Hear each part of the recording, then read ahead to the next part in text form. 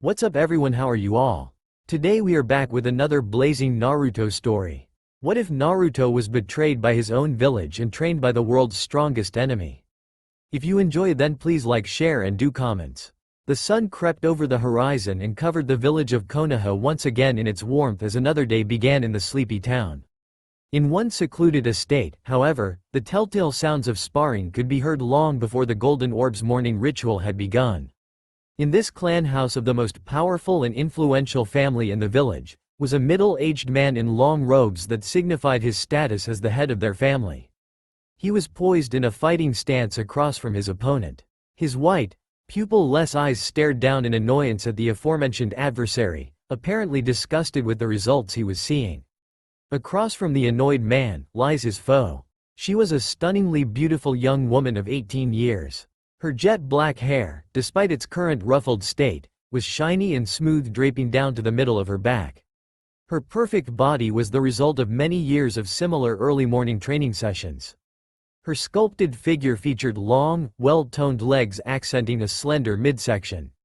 Despite the current nicks and bruises she was displaying, her skin was pristine, emitting a gentle glow when light graced its surface. The soft, gentle curves of her exterior camouflaged the hard body beneath. All in all, she was one of the most beautiful women in the village. "This is pitiful, Hanabi. I haven't trained you all these years just for you to disrespect me with your weakness." Hiyashi scolded the younger girl coldly. Beauty, though, is not what the Hyuga clan respects. The Hyugas respect strength and power. To this proud family of taijutsu users, weakness is failure, and failure is unacceptable. This has been beaten into the young woman's head since she was old enough to walk. She accepted it all as gospel, since she really had no basis for comparison. What she knew of her life was what her clan told her to do. Since she was 5 years old, Hanabi was told that she would be the heiress to the clan's head position, a title that once belonged to her sister. She has been trained every day since then for this event. She was taught the Hyuga's superiority above all other clans. She was taught to obey her elders above all else. She never questioned the practices of her clan when it came to the caged bird seal, nor when her father would unmercifully draw on her till she could barely move. She never questioned when her loving sister, Hinata, was cast aside as a failure for many years due to her kind and gentle nature. She just accepted all these occurrences as facts of life and moved on. I see now that the decision to reinstate Hinata as the clan heiress was a wise one. Her improvement is still pathetic, and her choice of spouse complicates matters, but your current skills leave me no choice. The elder man again berated the girl before him. Yes, Hanabi Hyuga was no longer the rightful heiress to the clan. Once it was shown that Hinata had indeed surpassed her younger sister's skill level, the elders became split on the decision. In fact, Hinata had surpassed all the Hyuga save only Neji as an elite-level ninja worthy of leading the clan. So much time had been invested into Hanabi, and yet Hinata was still better. This revelation, despite Hinata's marriage to Kiba Inuzuka, made it clear to the Hyuga Council what had to be done. Strength trumped blood when it came to deciding the clan heir. A decision came to pass when Hanabi was 16. Since then, she has been dreading the day that the passing of the clan head to her older sister would come. Once that day arrived, she would be branded with the caged bird seal that she used to care nothing about. She would be demoted to the responsibilities of the branch family. Her role would be little more than breeding stock to secure a pure Hyuga heir, since Hinata's offspring would be mixed. All of a sudden, the cursed seal became a very important topic to her. Hanabi and her sister have a very loving relationship, despite their father's best efforts to make them opposed to each other in order to promote rivalry between them. Hinata, being kind-natured in general, didn't want to see anyone hurt, but there was a motherly quality in her that took over when she realized her sister's life might be in danger from the cursed seal. Thus they both began researching just how she could be spared the cruel fate of being a bird trapped inside a prison with no way to break free. "Now come at me again and don't embarrass the clan further with your lack of skill," Hiyashi said as he activated his Byakugan once more. The girl absorbed the continued barrage of insults from the man she loosely called father. Hanabi was hot-tempered when she was around anyone else. That might be the side effect from not standing up to her father in the slightest, or perhaps her personality bears a resemblance to her name's origin. She bottled up all the rage she experienced in her training sessions, and it was released in outburst of pompous indignation on servants, comrades, and random strangers. This hot-blooded Hyuga was a sight to see when she was like this, as many people simply steered clear of her, for fear of being caught in her cyclone of fury. This fury became all the more intense and irrational when she learned of her new fate. For so long she just went with the program. She trusted what the council and her father had told her to be true. She never thought to question it because that was the way she was raised. Looking back now, she sees what a fool she had been. Now she was scrambling for lost time, trying to find a way to escape her fate and get back at the bastards that used her as a pawn in their political game. Hanabi broke from her reverie to continue the spar. She reactivated her Kekkei Genkei, the Byakugan. She came at her father with precision and skill, but was held back by fear. Fear of disappointing her father. Fear of letting down her beloved sister. Fear of failing herself. Thus, despite all her skill, which was impressive at her age, she was easily beaten by her father in her moment of hesitation. This is pathetic. I believe you are done for today so that we can avoid any further embarrassment. Leave my sight at once. The Hyuga head reprimanded her a final time for the morning. Yes, father, came a meek reply. Wasting no time, the slender girl gathered her things and smoothly made her way back into the house, careful not to let any emotion escape her steely facade, for fear of further reprisal. She arrived at her bedroom and shut the door. She activated her Byakugan once more in order to make sure no one was within earshot of her room. Once she was certain that no one could hear her, she collapsed on the floor of her room, curled up into a ball with her arms wrapped around her knees, and began to sob uncontrollably. Why did it turn out this way? Hanabi thought depressingly to herself through her sobs. She didn't tend to indulge in her pity parties as she called them, but sometimes the pain was just too overwhelming to ignore. Her father's hatred, combined with her impending fate, was too much stress to bear. It was times like this she longed for someone to comfort her. To tell her everything was going to be okay.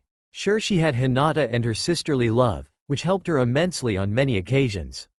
But Hinata was married now and couldn't always be there for her. She often felt jealous of the attention Hinata gave her husband, Kiba. Hanabi knew it was irrational to blame her sister or brother-in-law for her lack of emotional support, but she did it anyway. It's not like the mutt would be some kind of shrink. He'd more than likely try to give her a noogie like when she was younger and call it counseling.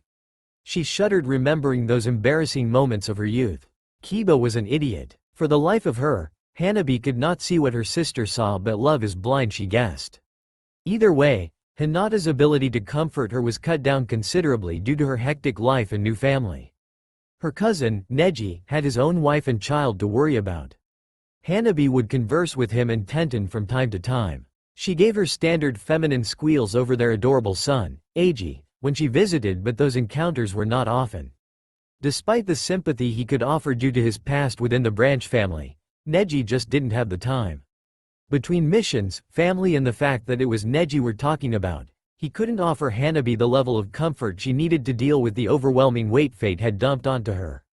Her father was obviously not the answer since he was the cause of most of her problems. He was a cold-hearted bastard who subconsciously, and sometimes openly, blamed Hanabi for his wife's, her mother's fate since she died shortly after her birth. He worked her to the bone for 13 straight years, stripping her of a chance at a normal childhood. She had friends at the academy, but they were fleeting acquaintances at best. Her father had pretty much squashed her social life since she was 5. It wasn't till she became a genin that she was able to meet other people. Even with that, she never grew close enough to anyone to have them comfort Hanabi from the pain of her dilemma. Her teammates were annoying in her opinion and not even worth mentioning. Her classmates were too busy worrying about typical teen matters like crushes and hanging out, while she had to focus on leading the clan. Her arrogant facade didn't help gain her many friends either. Looking back now though, she truly wished she could do it all over again. It was only 5 years ago, and yet it seemed like a lifetime with all that's happened. She just wished she could go back and have a normal childhood like all her colleagues had. She wanted to be able to grow up and play with other children. She wished to be able to laugh at their jokes and cry with their pain. She longed to fall in love, or be loved. The last was still possible, but with her inevitable fate coming soon, she feared that she was just inflicting unnecessary cruelty upon herself to even entertain those fantasies. The reality was that she would either die from the pain of receiving the curse seal, or she would be placed in an arranged marriage with another member of the main branch. More than likely, it would be one of the council members' sons. As many in the branch family know, this could be considered a fate worse than death. Hanabi shook her head to avoid dwelling on such depressing possibilities. Slowly, the sobs began to die down, and the pain of the morning was let out, at least until tomorrow. Hanabi then collected herself and went to her bathroom to make herself presentable for the day. She had to report to the Hokage Tower to receive a mission by 8, so she had plenty of time to prepare. She wished she could just skip the family breakfast with her father, but he would be even more intolerable if she didn't show up, especially when she returned home. So Hanabi put on her emotionless mask and prepared to bear the silent torture he inflicted on her throughout the meal. Sometimes Hinata would show up and make the session bearable. With her there, she felt some relief. It was a kindred spirit feeling since these two sisters have ironically endured the same trials and experiences with their father. She knew that Hinata was more experienced in dealing with the subject of the harsh training and belittlement from their father. Unfortunately, Hinata was on a mission, so there would be no relief to be gained from her company. Hanabi made her way down to the kitchen where breakfast was prepared. She bowed to her father and took her seat as she has done many times before. The silence was palpable, and instead of relief from not hearing her father's insults, Hanabi felt apprehension. She hated the overbearing presence that exuded from him. She quickly ate her meal and excused herself from the table. Her father barely acknowledged her company and continued eating as if no one was there in the first place. Relieved to finally be away from her house and all that it represented, Hanabi made her way to the training grounds to begin her ninjutsu workout. Hyuga training was purely taijutsu, so she used her other training time solely on what few ninjutsu she knew and some basic genjutsu in order to stay well-rounded. Her genin sensei, Ebisu, was incompetent in most things, but he was good at analyzing a person's weaknesses and stressing fundamentals if nothing else. He recommended the regimen to her a long time ago, but it was only since the clan heir change was made that she had taken his suggestion seriously. She used to think that her noble Hyuga style, Juken, the most powerful taijutsu in the village, rivaled only by the Goken style of Maida Gai and Rock Lee, was all she needed. It had indeed served her well on the weak D and C ranked missions that her genin team had undertaken. It wasn't till she reached Chunin that she realized its ineffectiveness in a majority of combat situations. Still, she remained reluctant to accept that her clan was inferior in any way. Of course, the life-altering decision to remove her from the clan heir because of her supposed weakness was enough to remove those reservations from her mind. She arrived at the training grounds and began her routine. After a thorough workout in what little ninjutsu and genjutsu she knew, she began to dry herself off with a towel and started to head to the Hokage Tower for her mission. Suddenly, she heard a noise in the woods at a distant training ground. She would have shrugged it off as a typical ninjutsu training session, but the wildlife that was hurriedly scampering away in all directions claimed her curiosity and drew her to the source of the disruption. Hanabi glanced at her watch and saw that she still had about an hour before she had to report. So she headed off into the woods to see what was causing all the commotion. The sounds grew louder and the animals grew more frantic from the disturbances the closer she got. Finally, she arrived at the training grounds and looked on in awe at the sight. There were thousands of cage bushins performing various tasks in what appeared to be a brutal training regimen. Some were practicing water walking while balancing a kunai with the point down on their fingers. Most were performing various high-level ninjutsu of different elemental backgrounds.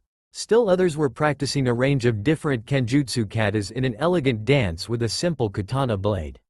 There in the middle was the original doing ordinary push-ups, sit-ups, squats and other physical exercises. His golden blonde hair flew wildly with every upward motion he made. His sun-kissed body glistened in the morning light from the sheer volume of sweat he was exuding. A black tank top lay off to the side, revealing to his beautiful eavesdropper the perfectly sculpted physique he possessed. Every muscle was defined. The taut skin stretched impossibly, creating defined crevices upon the surface of his masculine frame. His facial features never change. It was a mask of dead seriousness set upon his tanned facade. It was as if every movement he made was intended to be his last. He was deliberate and precise. Hanabi couldn't help but admire the scene before her. She had heard of Naruto Uzumaki of course as the hero of the village and from her sister, but she had never witnessed his awesome power firsthand. This incredible male specimen was certainly a far cry from the knucklehead who happened to beat her cousin all those years ago. It was humbling and terrifying at the same time. How could someone possess this much willpower? Hanabi obviously knew of the Kyuubi ever since it became public knowledge. She also remembered her sister making passing mentions of him when they were younger, but she didn't recall any specifics. She only knew of her sister's crush on him. She couldn't imagine that the boy her sister would speak of would be this godlike machine standing before her. Of course she never knew what Naruto was like before or even when he was a kid, aside from his one match at the Chunin exams almost a decade ago. Therefore, there was no basis of comparison for her to go on. She simply took her sister's word for it. During this mental examination of the blonde ninja's past, the young Hyuga's hormones betrayed her loneliness. Without realizing, she began biting her lips seductively, ogling the rippling muscles on his body and forming fantasies of running her fingers and lips all over every single one of them. She wanted to personally inspect every inch of that hard body. She imagined offering to bathe him after such a strenuous workout. She unconsciously licked her lips and bit down harder on them to stifle the urges she felt. Having rarely had these kinds of thoughts before though, Hanabi suddenly lost focus and made her presence known by gracefully face planting onto the ground. Naruto was immediately on alert. With very little movement, he disappeared from sight and reappeared behind a startled Hanabi with a kunai to her throat. "State your business, Hyuga-san," Naruto ordered in a hard voice. Hanabi was frightened beyond belief, but she managed to rein in her fear with a slight bit of anger at being so easily distracted. "I was merely checking a loud explosion in the forest when I came upon your training grounds, Uzumaki-san. I'm sorry to have disturbed you. I will take my leave now." Hanabi managed to get out without sounding terrified. Naruto was satisfied with the answer and placed his kunai in his pouch. "For future reference, my private training sessions are meant to be private, Hyuga-san," Naruto reprimanded her. Hanabi raised her eyebrow in an annoyed manner. "My name is Hanabi, not Hyuga-san, Uzumaki-san." Hanabi fired back without thinking. In recent years, she hated being referred to by her clan name because of what she felt as a betrayal they had done to her. Naruto shrugged his shoulders. "Whatever. Hyuga? Hanabi? Firecracker-chan? Just don't bug me while I'm training, got it, princess?" Hanabi frowned at his demeanor. She didn't know much about Naruto, but she did remember her sister saying he was a kind boy who would always make people laugh. And she couldn't forget how he ran around the Colosseum that day, blowing kisses and giving the sign of victory to the crowd after such an exhausting battle with her cousin. This man didn't bear any resemblance to her sister's whimsical description of a lovable baka. "And here I thought my family was the ones that needed to lighten up." Hanabi absent-mindedly mumbled out loud. "What was that, Chunin? Are you trying to piss me off because you're going the right way to get there?" Naruto growled at her as he narrowed his eyes, starting to lose what little patience he had remaining. Hanabi was taken aback by him pulling rank. It was becoming clear that despite the eye candy, Naruto's personality left something to be desired. "This guy's an asshole to nth degree. I hope I never have to see this jerk again, let alone the unbearable thought of someday being under him on a mission. Serving under him. That doesn't sound much better. Traitor mind. I was merely commenting that maybe you should learn to lighten up a bit. After all, we are comrades at a training ground in our village. I'm a fellow ninja of the leaf. I'm not the enemy, Uzumaki-san," Hanabi said defiantly while trying not to make him any madder. Naruto didn't like her tone though. "I don't want anyone getting my secrets, especially some stuck-up rich girl for a family of assholes, Hinata and Neji excluded." "Nah, never mind, Neji included. Fucking bastard, who the hell does he think he is?" Hanabi fumed, though she did smile a bit inwardly for the joke at her cousin's expense. She wanted to explode on him right there, but she reined herself in. She bit back in a more mocking tone. "And why does my sister escape your wrath, oh mighty Junin-san?" Naruto snorted at her response. "Typical arrogance from you Hyugas. Hinata doesn't give me shit like the rest of you. She's earned my respect. You I barely know, you drop into my training uninvited and wasted 5 minutes of my life that I'll never get back. See the difference?" Through clenched teeth, she bit out an apology with all the charm of a viper. "My apologies then for my rudeness, Uzumaki-san. I'll be on my way." She then bowed and hurriedly made her way to the Hokage Tower. She let out a deep sigh as she thought about the encounter. What the hell is his problem? It was an accident. It's not like I set out to ogle him from the woods. Not that I was ogling him. Why do I keep thinking the word ogle? Bah, enough of this. I'll just ask Hinata about him later. Not that I give a damn about that jerk. I'm just curious. Curiosity never hurt anyone. Much, Hanabi rationalized. Dismissing any further thought of the blonde, Hanabi continued on her way to the Hokage Tower to receive her mission. After finishing his training session, Naruto still felt frustrated. His encounter with Hanabi Hyuga had him unusually flustered. He didn't let people get under his skin like that anymore. He's carefully constructed a mask of indifference and honed it to the point that it has almost become his persona. And yet she's still on his mind. Damn, what is it about her that is pissing me off? Naruto pondered. He decided to head to the bar to erase any aggravation he was feeling on the matter with several bottles of alcohol. The bar at 9 in the morning would a bit unusual even for ninja, but for Naruto, it was one of the few ways to cope with everything life had decided to bestow upon him. He didn't care if it appeared cowardly to drink his pain away. Mainly because he didn't care about appearances in general. He'd long outgrown the need to impress other people. And yet this random encounter with Hinata's cute little sister annoyed him. Naruto arrived at the usual spot, a nameless, dank hole in the wall simply known as Bill's. It sat nestled in the shadows away from the prying eyes of any nosy civilians. He liked it because it catered to those of his profession. Which means the owners didn't ask questions and never cut you off. Being former ninja themselves, they knew the lifestyle and what it entailed. They figured you were probably going to die soon anyway. Who are they to tell you when you've had too much? At least they'd get a few more coins out of ya. He settled into his stool at the end of the bar. With a subtle movement from his hand, he motioned to the bartender with 2 fingers. No words were exchanged since the barkeep knew what his regular customer wanted. A clean glass and a bottle of his best vodka was the standard routine for the spiky blonde. He poured himself a glass and proceeded to empty it of its contents in one gulp. He repeated this act 5 or 6 times before he sat there staring at the counter in front of him. The bartender, a grizzled fella of at least 50 or so years, didn't even bat an eye at the behavior. He'd seen it all in his time, and for Naruto, this was his custom pretty much every day for the past year. After a few more glasses downed, Naruto was feeling a little more sedate and stimulated. He began to contemplate his encounter with the dark-haired Kunoichi. He wondered why he acted the way he did. Humph, she had no business being there. No different than any other dumbass that accidentally stumbles into my war zone of a training ground. He explained to himself. Still, I guess I didn't have to put a kunai to her throat. That was kind of a move. Maybe I should apologize if I see her again. TCH, whatever. These younger ninjas only learn things the hard way, it seems. She probably would have nagged me to let her watch if I hadn't.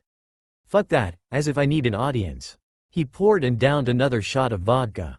He tried to remember what set him off the most. He had pulled rank on her, which usually sends the younger ninjas running home stuttering apologies. That was his intention, as he didn't want to be bothered any further. But she stood up to me and told me to lighten up, despite her knowing who I was. He reflected. Perhaps the defiance confused him, as he was used to people kowtowing to his fearsome appearance. Arrogant Hyuga girl, who is she to tell me to lighten up anyway? Like she knows what I've been through. The blonde thought indignantly. He downed a few more shots and then proceeded to feel guilty about his previous line of thinking. Of course, what do I know about her to make that judgment either? I'm beginning to sound like Sasuke from back in the day. All arrogant and whiny, fucking bastard, bah. I'm such a hypocrite. A sigh escaped his lips. The persona he played as a cold-hearted bastard was sometimes so effective, he could almost forget what he truly felt like inside. Almost. Inside he was a shell of his former self. Depressed and at times suicidal. If he showed his true feelings now, he would be no help to anyone. Moping and laying around miserable isn't productive. So he puts on a front of indifference and dives into his training to rid himself of the negative thoughts that permeate his being every second of his life. He finished the bottle and motioned to the bartender for another one. The old man said nothing and brought another container of liquor. This time it was whiskey. The man behind the counter of glasses and spirits knew his pattern. Vodka first, whiskey second, and then chased it all down with shochu if he wasn't completely shit-faced by that point. He usually wasn't thanks to his tenant. Bastard fox. Kurama never lets me fully ease the pain. The Kyuubi and Naruto had a working relationship, but it never required much conversation unless one needed something from the other. With the state of the ninja world being in relative calm after Toba's defeat, Naruto had not talked to Kurama in years. In fact, he has not used the fox's power at all except for his emotional outburst during the incident. The Kyuubi didn't seem like a being that would care much for human emotions, nor would it make a very good shrink. Thus the mutual silent treatment that they give each other. Even though it was silent, Kurama was always ever present in his life. An annoying reminder every time he sat down to get wasted, as it took a lot of alcohol for him to get good and drunk, but he would give it every effort he had to achieve the goal. By the end of these sessions, he would be fairly gone, having drank enough to kill most normal humans. He figured it was better to not feel anything at all than allow his traitorous mind to torment him with memories, which led to him feeling the seemingly eternal pain in his heart and soul. A half hour passed, and half the bottle of whiskey was already gone before he took another breather. Breakfast of champions, he thought sarcastically. This was when he noticed a large object sitting in the seat next to him. He made no acknowledgement of the object's presence. The barkeep brought another glass over, this time with a pint of lager. This was when the object began to speak. "So, what's eating you, Naruto? You usually are still on the vodka at this point." Choji chuckled at the sight of his friend as he took a sip of his beer. "Ah, nothing starts the day right like a pint in the morning." Naruto sighed at the annoyingly chipper behemoth next to him. Choji was probably his best friend at this point, but his attitude reminded him so much of his old self that he wanted to vomit sometimes. He did think about what he had asked him though. Was I upset about something? He tried to recall why he was angry in the first place. He was starting to feel lucid from inhaling so much alcohol in such a short time. His memory was failing him. Oh yay, Hinata's little sister. He managed to extrapolate from his foggy brain. Nothing major, Choji. Training hard while more chunins bug me with their presence. He replied with a hint of annoyance. Don't know how they haven't learned at this point? Who's it this time? I figured the word was out on your training regimen. Must be a new guy. Choji said with a light laugh. Girl, actually. Hinata's sister, Hanabi Hyuga. Naruto stated. Ah, now I see. You're seeing some hot young thing on the side and weren't telling me? Man, I thought we were friends. Choji pouted to his blonde-haired buddy. Naruto scoffed. Hardly. She interrupted my session and then gave me attitude about telling her to leave. Well, you don't usually have a friendly manner in which you tell people to do, well, anything. Choji explained while smiling. I'm surprised the girl didn't run away frightened like all the others. She must have some guts. She's got the name for a reason. That girl's a pistol. She told me to lighten up after I pulled rank on her. I don't know why it got me so flustered though. I usually brush stupid crap like that off. I must be more tired than normal lately. Naruto replied while leaning back in his stool, gazing at the ceiling. Hey, who knows? You don't frequently talk to females anymore other than Hokage-sama. You never know, maybe you, and this may sound crazy, like her. Choji teased his friend. I honestly don't know what goes on in that head of yours, Choji. You're constantly trying to get me to date when you know damn well I'm not interested. I've tried that scene. Nothing but one-night stands and unfulfilled promises. Naruto responded a little angrier than he intended. Immediately after his rather abrupt breakup, Naruto had dedicated himself to training. But he needed an outlet for the stress that entailed lest he explode. A very real possibility given who he is. The first outlet he tried was, he'd hook up with anything walking. At first it was easy. Naruto wasn't hard on the eyes to say the least. For a time it worked, but with each encounter, a little more of his soul died. These loveless escapades ended up making him hate himself more and thus made him angrier. So about a year ago, he stopped trying. Drinking has been the next attempt to cope with the pain and he hasn't given up on it yet. Naruto's nothing if not stubborn. From the rumor mill, plenty of girls would line up to be with you. He replied, Humph, I know what they want. All they want is a piece of ass from the hero of Konoha. Naruto scoffed. Lee doesn't seem to mind. I've never seen him with the same girl more than a week and he's done okay so far.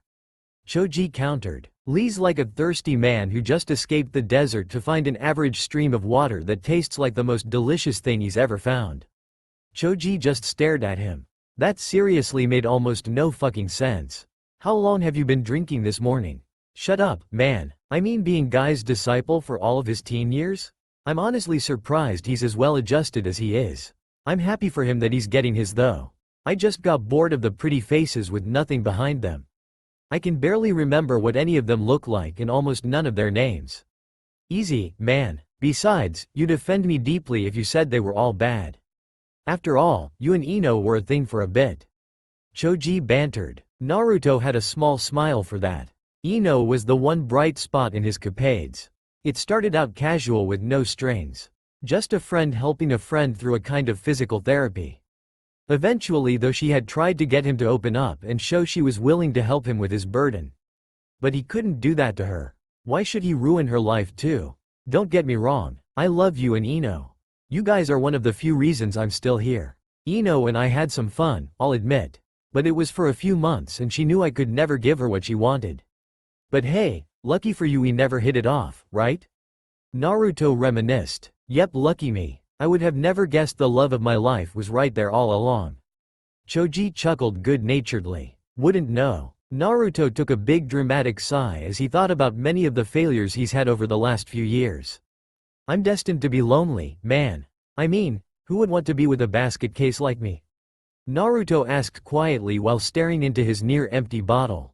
Despite wanting the whole death-do-us-part thing, kids, happiness and all that bullshit, I'll never be able to love someone again because of what she did, and I fucking hate myself for it. He added mentally as he continued to berate himself. Choji sighed. He had had this conversation with Naruto over 100 times recently. It never changed. He knew girls as an outlet for UAL frustration wasn't going to work, but Naruto needed to get a healthy, trusting relationship with someone. Without one, Naruto would fall into a despondent pit like he always does. He'd continue down this path of self-destruction, always looking for a better outlet until he finally found one that could end all the pain. He wished he could see the old Naruto just once. Well, you never know, pal. You shouldn't write off the whole female population. There are some damn fine lookers out there. And not all of them will do what Sakura did to you. Choji said as he attempted to cheer his pal up. From what I can recall of Hinata's sister, she's a cute little thing, isn't she? Smokin' would be a better term, but looks aren't everything. I've had plenty of pretty girls and stunning women. There's never a connection though. He said despondently into his glass. He shook his head suddenly. It doesn't matter anyway. I'm sure she hates my guts because of what I did and the reaction she had from it. I probably didn't help matters by being a total ass to her. Arg, why'd I even care? It's not like I like her or anything. I'm thinking about this too much. Chances of me seeing her again aren't that great to begin with. Not that I care. Naruto was rambling at that point. Choji just chuckled. He hadn't seen anyone get under the blonde's skin like this in a while. You never know, pal. As corny as it sounds, anything is possible when love is involved. My relationship with the girl who used to call me fat is living proof. He then downed his glass and patted Naruto on the back. Well, I gotta get going before Ino tears me a new one for being late to training. Choji announced after a brief pause. Catch y'all later, Naruto. Later, Choji. Naruto half-heartedly waved as his buddy strolled out the door. He noticed his whiskey was empty. Time for my last call of alcohol. Naruto thought as he motioned once again to the bartender. With this much alcohol in his system, he could savor a peaceful afternoon nap. After his final drink of the, what was it now, mid-morning, afternoon? Whatever. He stumbled his way home and passed out into a dreamless sleep where his mind couldn't harass him. It was one of his few respites from the agony of his life. 2 days later. Well, that was a complete waste of time. Hanabi sighed as she returned from a completed C-rank mission, which only took a couple days to wrap up. She and her team met up with a group of farmers and eliminated a menacing wolf that was attacking sheep at random. Normally Hanabi doesn't complain about missions, as she is grateful for anyone that she receives, but this was well below her level of skill. I mean, couldn't these farmers have just had a couple of pitchforks and killed the damn thing themselves? Why call in a team of ninjas?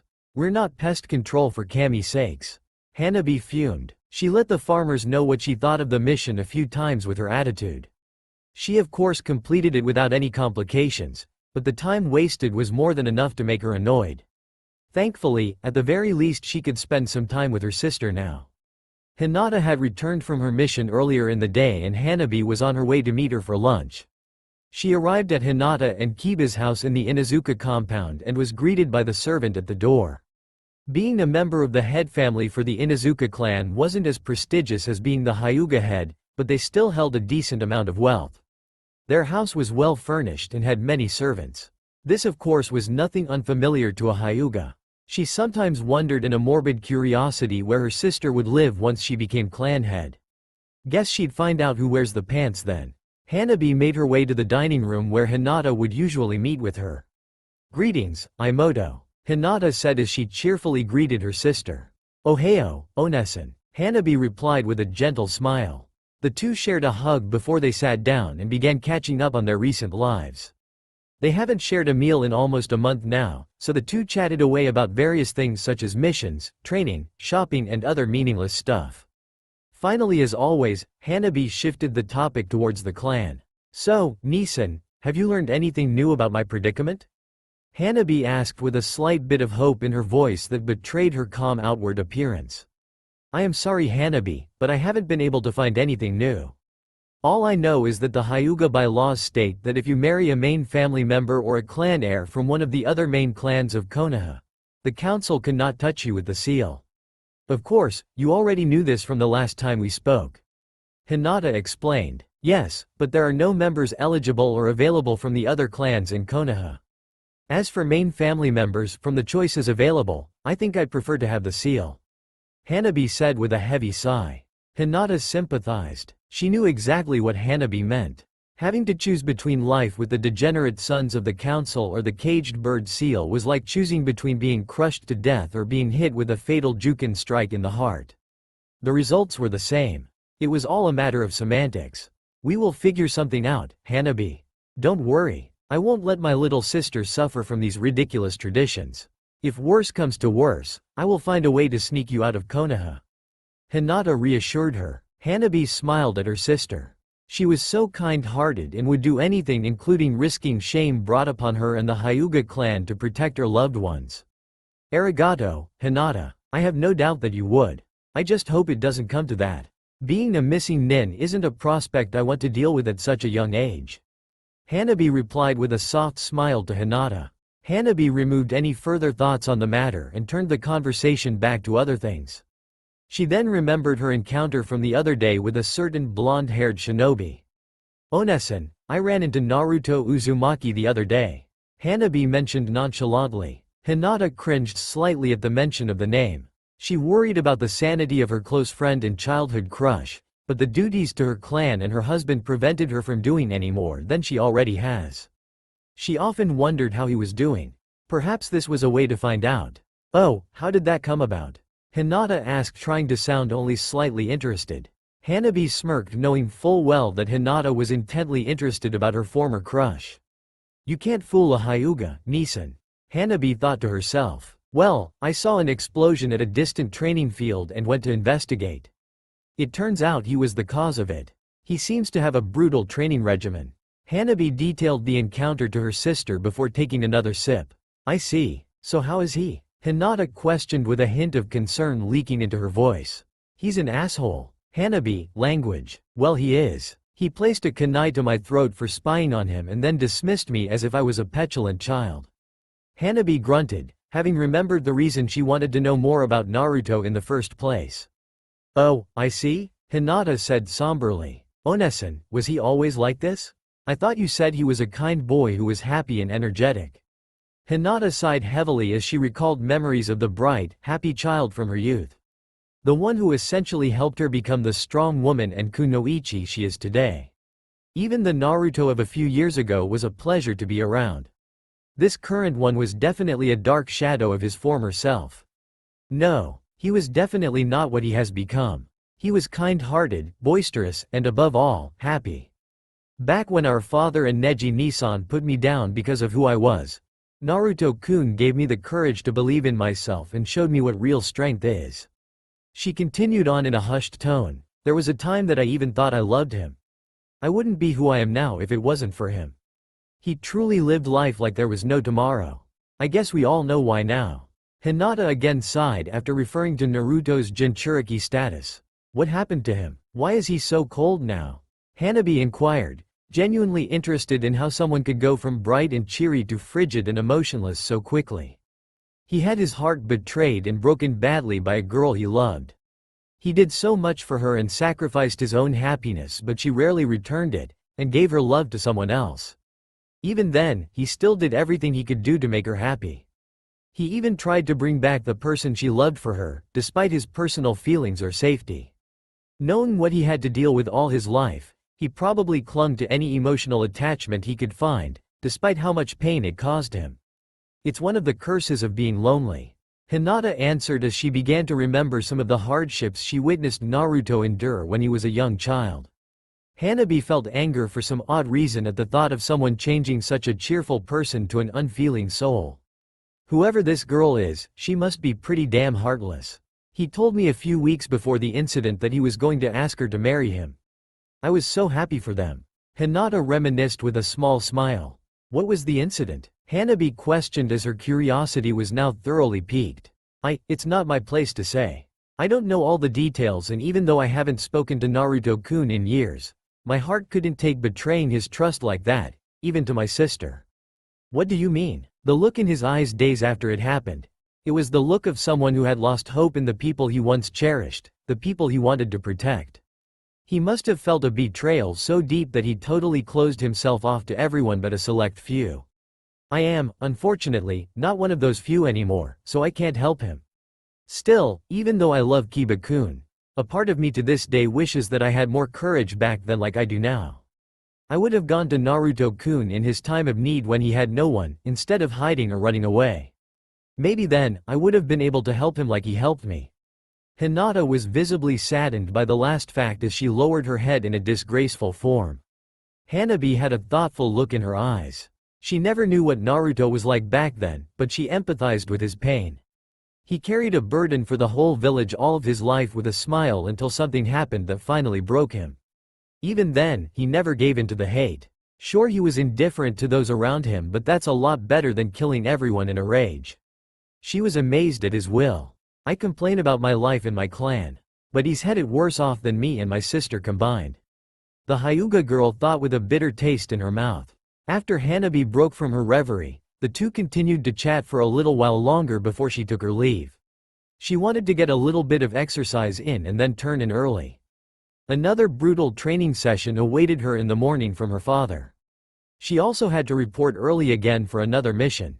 Hopefully this one would make better use of her skills. The next morning, Hanabi finished her training session with her father and was now on her way to the tower to receive her mission. Her father was unusually light on her this day. She figured he was ill or something, but truthfully, she didn't care. If he dropped dead tomorrow, the only concern she would have is the fact that the clan heir would be passed on to Hinata, and she would be forced to make a tough decision. There would be no love lost by his passing as far as she was concerned. He had made her life hell, and she would be damned if she shed a tear over his death. Hanabi entered the mission center and stood at the door waiting her turn for a mission. Tsunade was delivering missions personally on this day. Thankshe Hokage would do this 2 or 3 times a week. It seemed to help keep a personal attachment to her ninja. Otherwise, it would be a random Chunin receptionist that handed out the paperwork for each assignment.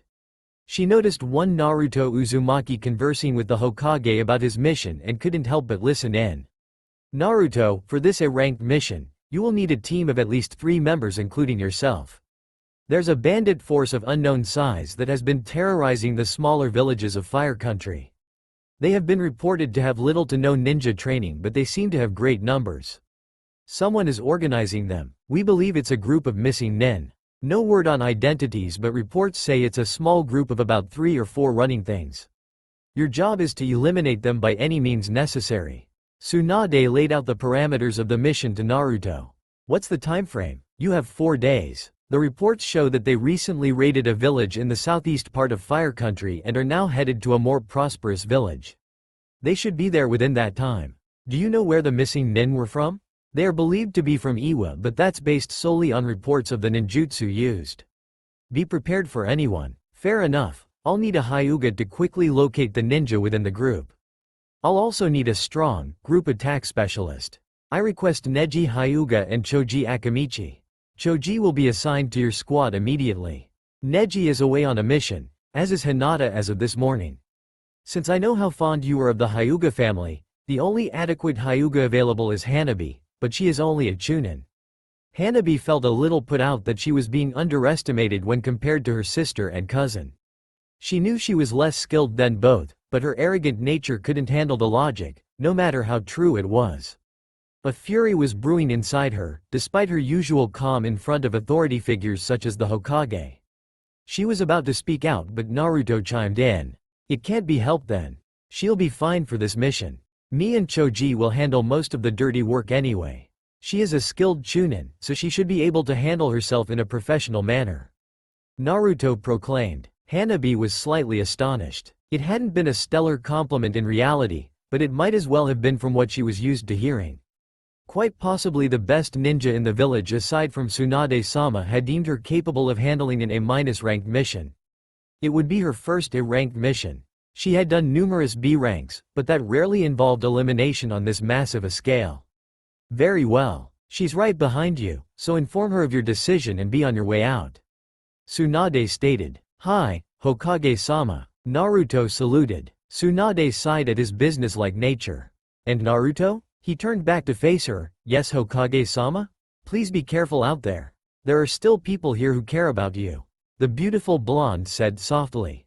That's debatable. He mumbled. Well, if that's everything Hokage-sama, I will begin my mission. He replied with a completely indifferent attitude as if he ignored her. Tsunade sighed in sadness as she dejectedly dismissed him. Naruto turned towards the door. He addressed Hanabi, who was waiting outside. I don't need to repeat the whole thing to you, right? Naruto spoke to her directly. Hi, Taicho. I won't let you down. Hanabi responded with an uncharacteristic amount of enthusiasm. I'm not your captain, Hanabi-san.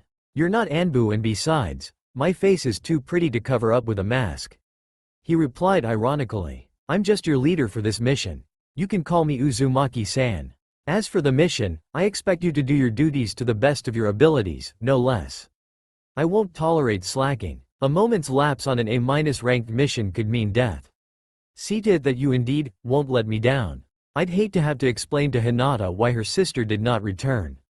He made his expectations clear with a cold stare that conveyed that he meant every word of what he said. Hanabi resisted the urge to tremble in fear. She would not be intimidated by his presence. She defiantly returned his gaze and confirmed his expectations.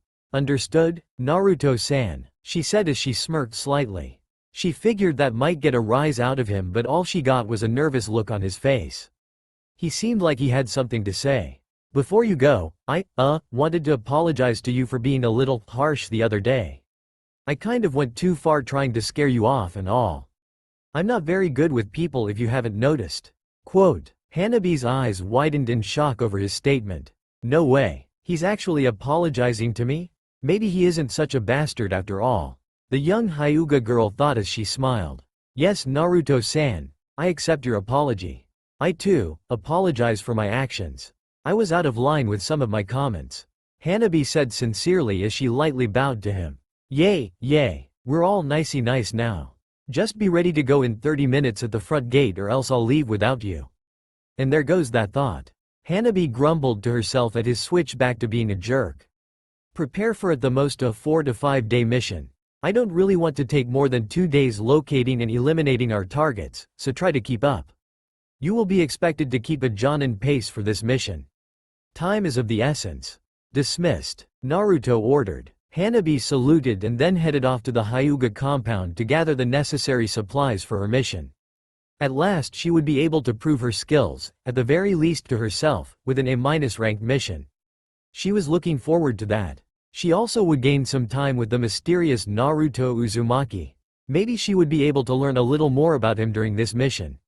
Not that she cared. It was only curiosity. Yes, just curiosity. I mean, it'd be nice to see the hero of the village in action and to see if he's the jerk from the other day or this normal guy Hinata says he was, smoking hot normal. Where the hell did that come from? Stupid brain. She mentally battled her emotions. I really need to get a boyfriend. This lack of experience is making me interested in all the wrong men. Not that I'll have a chance at a boyfriend with my cursed fate. She sighed a moment later. Shrugging away her depressing thoughts, Hanabi sped towards the compound to prepare. One thing she could count on during this mission. She wouldn't be bored. Light dances across the shadows of a candle-lit room deep within the heart of one of Konoha's oldest compounds. A room that scarcely sees neither the light of day nor brightly clad visitors. This room only deals in darkness, both of the tangible and metaphorical kind. Its current inhabitants possess the latter. Several shadowy figures emerge from the blackness to convene for what appears to be a regular meeting of minds. These cloaked individuals have gathered to decide the fate of their clan as well as politics for the village as a whole for generations. The fate of many has been determined here in the past, and today is no different. This group meets now with the single most important purpose of their murky existence. One of the figures steps forward to address the others. Gentlemen, the time is at hand. Have the preparations been made? Nods of agreement concurred all around. Only 6 figures in total, but their sinister intentions spoke of dire events to come. A small smirk from the lead individual could not be seen but was conveyed through the tone of his voice. Excellent. Soon we will take our rightful place at the head of this village and become the most powerful clan in the history of the elemental nations. The excitement in the dim lair could be felt by each and every one of them. The wheels had been set in motion for great change in the Hidden Leaf. Hanabi gathered the clothing and supplies she would need for a 4-day mission and headed out of the compound to the front gate. She arrived a few minutes before Naruto had said to be there and found herself alone aside from the standard gate guards. After a short wait, Akamichi Choji arrived, carrying a rather large sack over his shoulder. He didn't look anything like a typical Akamichi. Whereas most Akamichi preferred the sumo wrestler physique, Choji was built like a freight train. His upper body was enormous and muscular. His abs rippled through his skin-tight shirt to reveal the solid six-pack that lay beneath. Each of his legs was easily twice the diameter of her own. That was quite a feat despite her slender figure.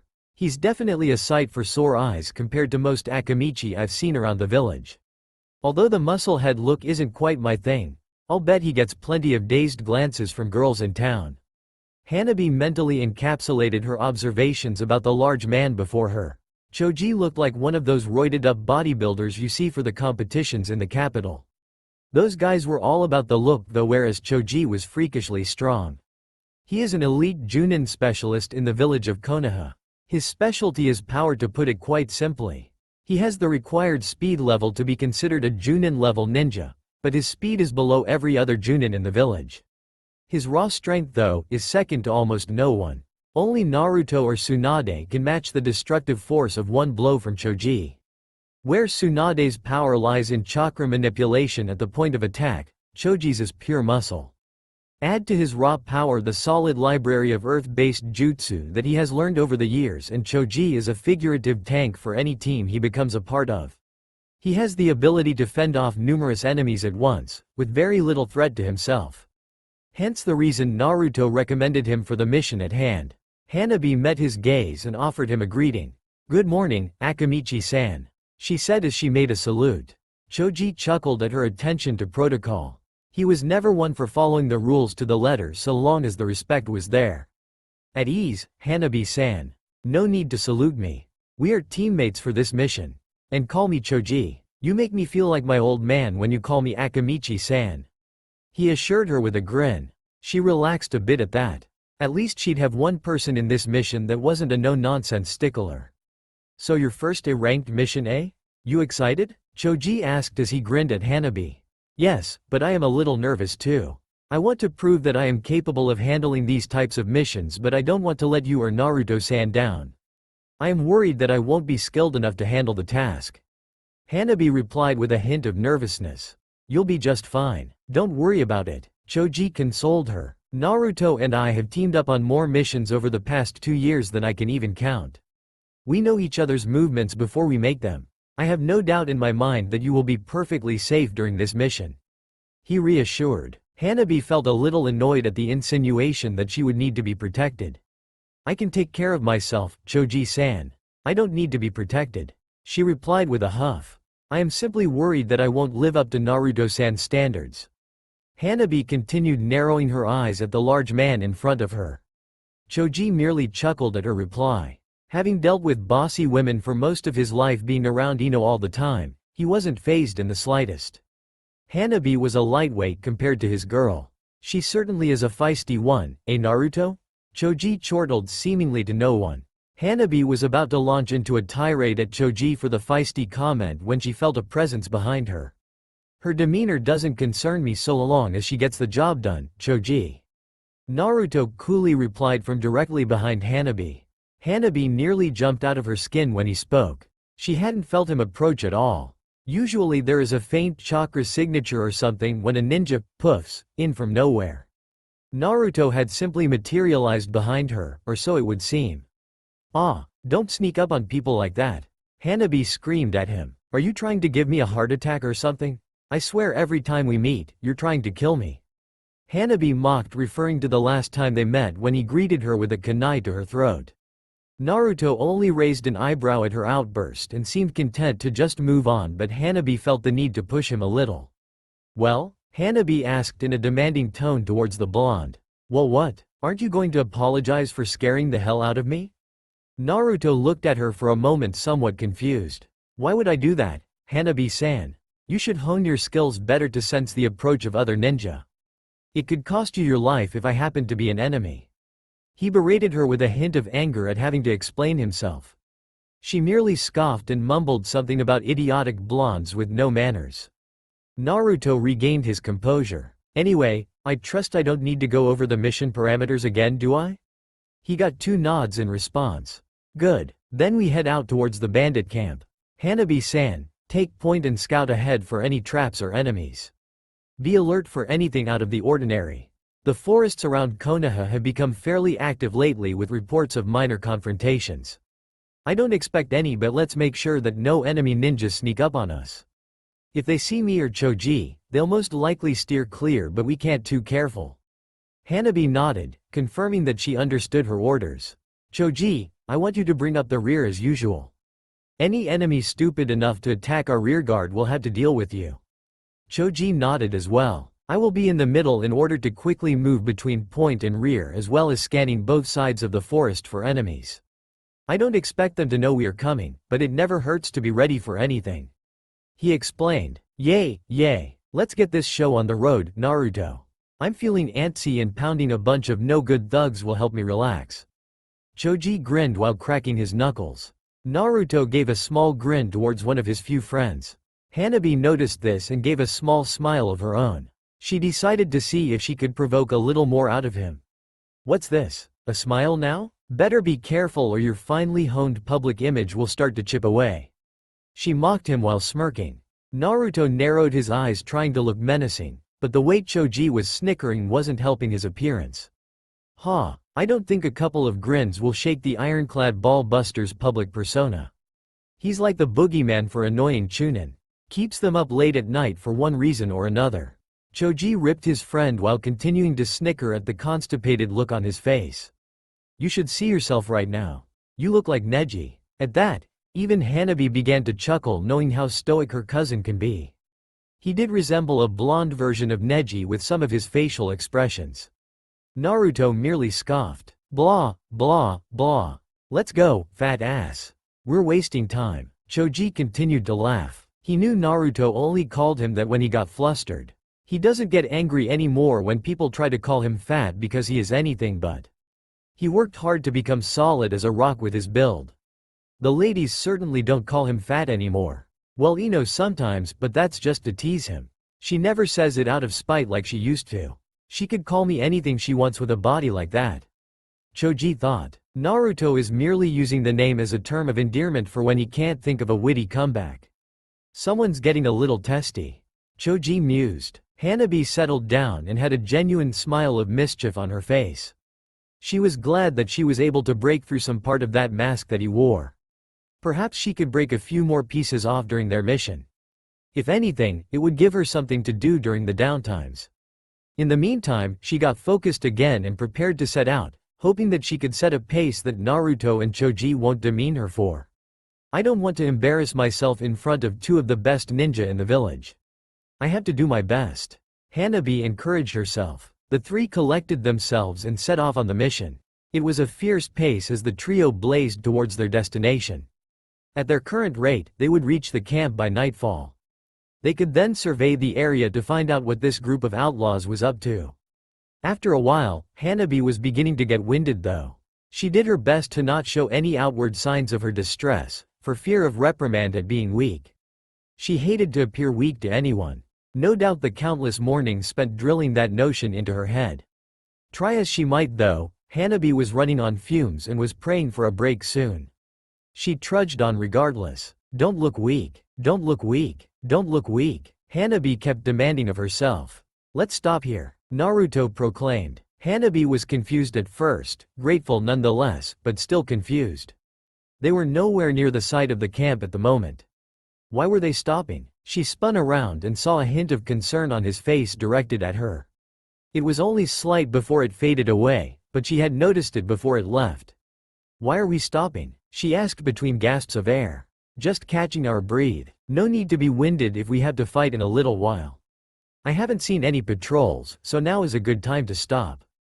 But we can still keep going. Hanabi pressed on, despite her obvious heavy breathing. Yay, probably, but we would be in no shape to fight if we were discovered. Naruto then moved closer to Hanabi and out of earshot of Choji. Look, I don't think you're weak for needing rest. A true shinobi knows their current limits and doesn't endanger their allies by acting reckless. Rest now and be ready for anything in a few hours. We're going to need everyone to complete this thing. Naruto clarified for her, his disposition never giving away what he was actually feeling. Hanabi was stunned at his words. He was kind enough to not embarrass her in front of Choji, but at the same time she still had a nagging annoyance at being looked down upon. I'm not a kid, you know. I can keep up with you guys, she said with as much false bravado as she could muster while trying to catch her elusive breath. Look, princess, I'm not trying to treat you differently. I'm just doing what's best for the mission. You being tired don't help us. You being rested does. It's as simple as that. In order for the mission to have the highest probability for success, we need all our members at or as close to 100% as possible. Get it? I guess you're right. I still don't have to like it. Hanabi lied. She was very thankful for the break. She almost thought that the blonde had shown kindness but remembered the princess shot he took at her. He certainly doesn't care about anyone's personal feelings. He was still all about the mission. Her well-being was simply an asset to the mission. She was a tool used to complete its goal. He considered her a shinobi to the very definition of the word. She wasn't sure if she should be proud or saddened. Proud that he considered her an important asset, or saddened that he saw her as merely a tool. He was nothing more than an annoying, emotionless jerk to her. So why was his lack of personal acceptance bugging her? That was another question for another time. She would use this short break to do as he said. Regain her strength and be the best asset she can be to achieve their goal. Maybe by achieving that would she be able to gain his approval. Staring out through the darkness, the squad could make out campfires in the distance. The three shinobi swiftly and silently made their way to the edge of the camp. Surveying the scene before them, Naruto took in the information that he needed.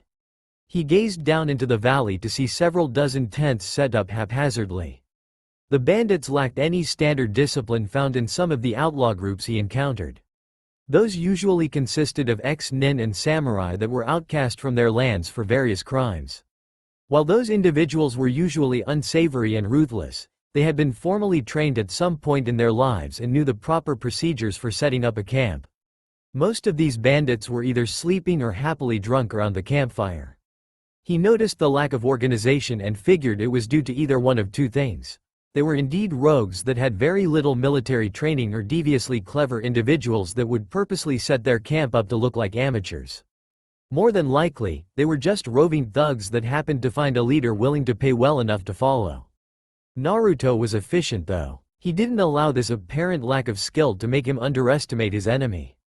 A person who underestimates an enemy in a life or death situation usually finds themselves on the wrong end of that equation. He happened to know this by experience with all the certain death situations he only escaped due to his tenant.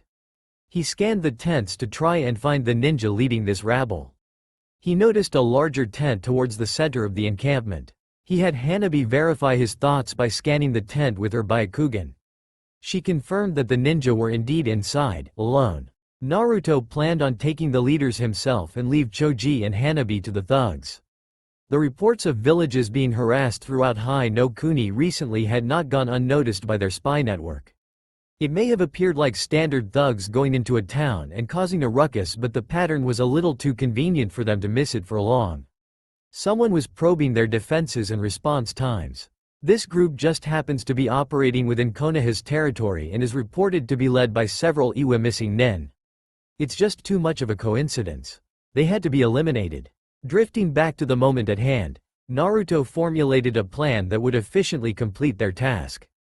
He knew little of the missing nin that were the leaders of the group skill-wise, but he figured that he would be able to analyze them quickly enough before they fought.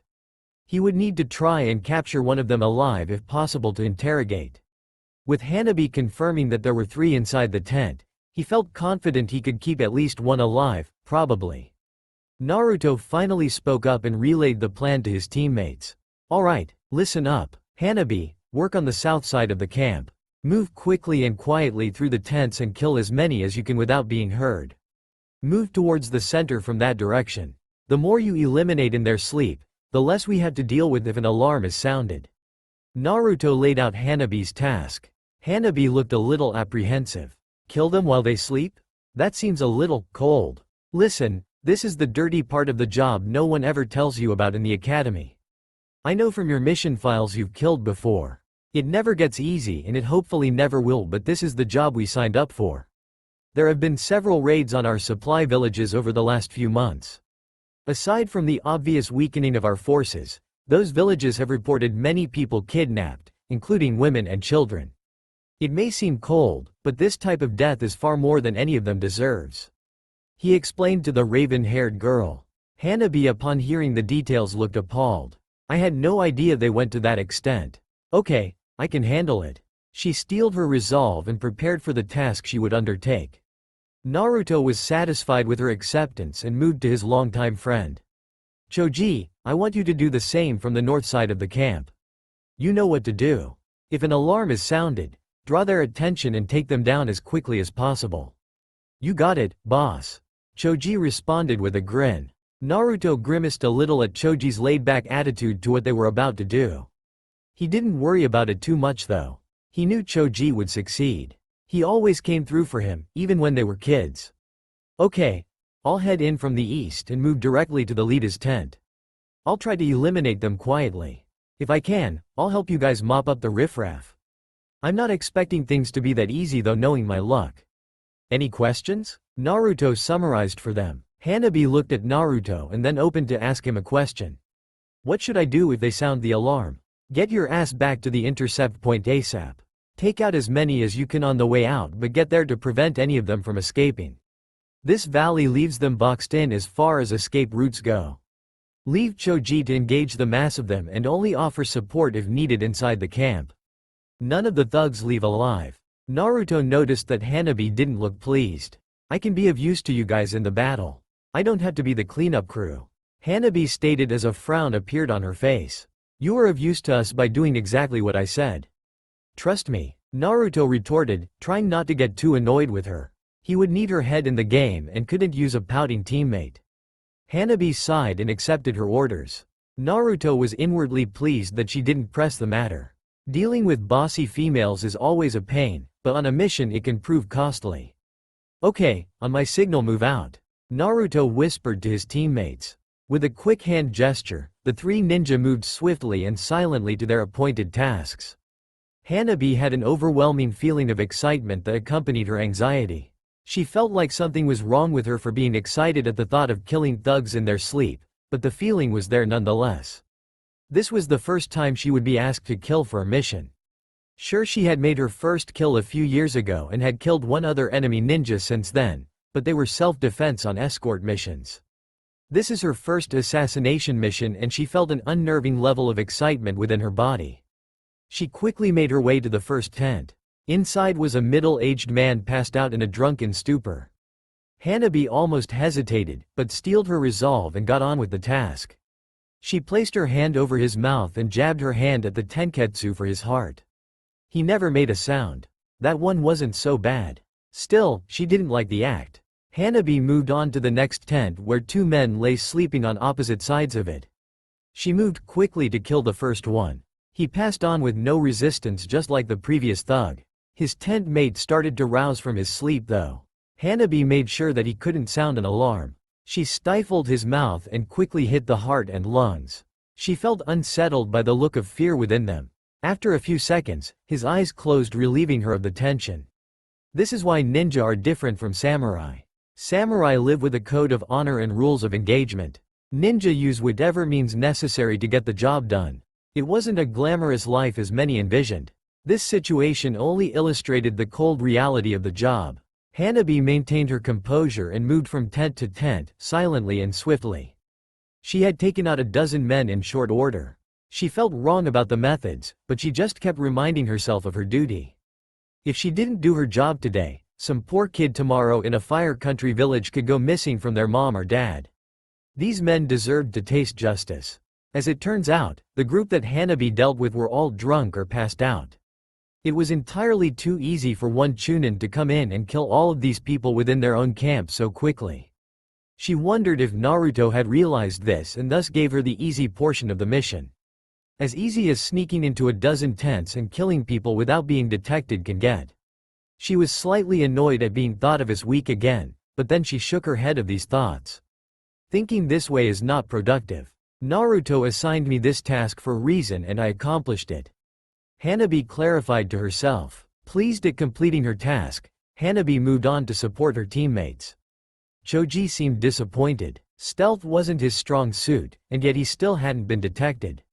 He too was easily dispatching the thugs that inhabited his designated portion of the camp. A snapped neck here, a choke hold there, and voila. He was hoping that they would have woken up and given him a challenge by now.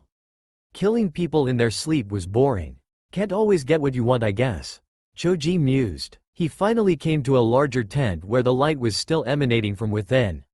Inside, the sounds of struggling, laughter and muffled screams of fear could be heard. Choji had enough experience to know what was going on. It was the uglier side of humanity showing itself to the world. As he approached the entrance flap, he could begin to make out the horrific scene in front of him. Several grotesque thugs were having their way with two helpless girls, a blonde and a brunette, that looked to be no older than 16. This made the meat tank's blood boil. Choji despised rapists. There really wasn't a more despicable human being than someone who preys upon the helpless and forces themselves upon them for their own sick gratification. On a more personal level though, the slender blonde girl reminded him of his own blonde beauty waiting back home. The idea of Ino being in that position ever was enough to turn the mild-mannered Hulk into a raging demon. Choji would show no mercy, for these men deserved none. He pulled back the flap and revealed himself to the thugs. With a growl he got all of their attention. His killing intent beat down onto the minds of his targets. The demonic look in his eyes and the utter size of his stature struck fear into the souls of these so-called men, as well as hope to the helpless victims. Without warning, Choji charged and punched the first man solid in the face. He was dead on impact from the sheer force of the blow. The remaining men began to scramble about, feebly attempting to procure a weapon to strike back with. This was not meant to be though. Choji dismantled every last one of them with brutal efficiency. It was all over in less than a minute. He stood up to slow his breathing. Letting the adrenaline leave his system, Choji surveyed the situation. The girls latched onto the normally gentle giant, thanking him profusely through tear-laden sobs. "Thank you, sob, thank why you so much." The blonde girl mumbled as she cried into Choji's arm. "No need to thank me. It's what any charming gentleman like me would have done, but it was my duty to do so." Choji comforted the two girls for a moment before turning to leave. He addressed them once more before he went though. "Get dressed and get ready to move out in about 10 minutes. My friends and I are going to eliminate the rest of this filth and we'll take you to Konoha where you'll be safe." The two girls once again thanked him with hope-filled eyes. Satisfied that they were safe for the moment, Choji set about his task again. He hoped he wouldn't have to see another scene like this one, but his experience told him to be prepared for the worst. He cleared out a few more tents with relative ease before coming to a secluded one with a couple of guards. The other tents didn't have guards posted, so this one had to have something worth protecting in there. Choji snuck up on the bandits and managed to smash their heads together, killing them on impact. He took a peek inside to see if there were any more. With the coast clear, he moved in to find a makeshift communications area with a radio currently turned off. He looked through the various papers littered about the desk trying to find anything useful. He finally came across a record log that showed what this group had been up to. Kumogakure? What the hell? Baffled, Choji pored through more of the documents to see if there was anything else he could make out. Nothing made sense. Cloud had been their allies since the end of the war. Why would they be encroaching on Fire Country territory? He decided to just grab everything and get it back to Konoha Command for evaluation. Shikamaru will figure this out. Naruto made his way to the main tent. It was large and gaudy by comparison to the standard tents surrounding it in the camp. 3 guards leisurely watched the entrance. They didn't look like they suspected any attack. Sigh, well, better not look a gift horse in the mouth, thought the blonde-haired Junin.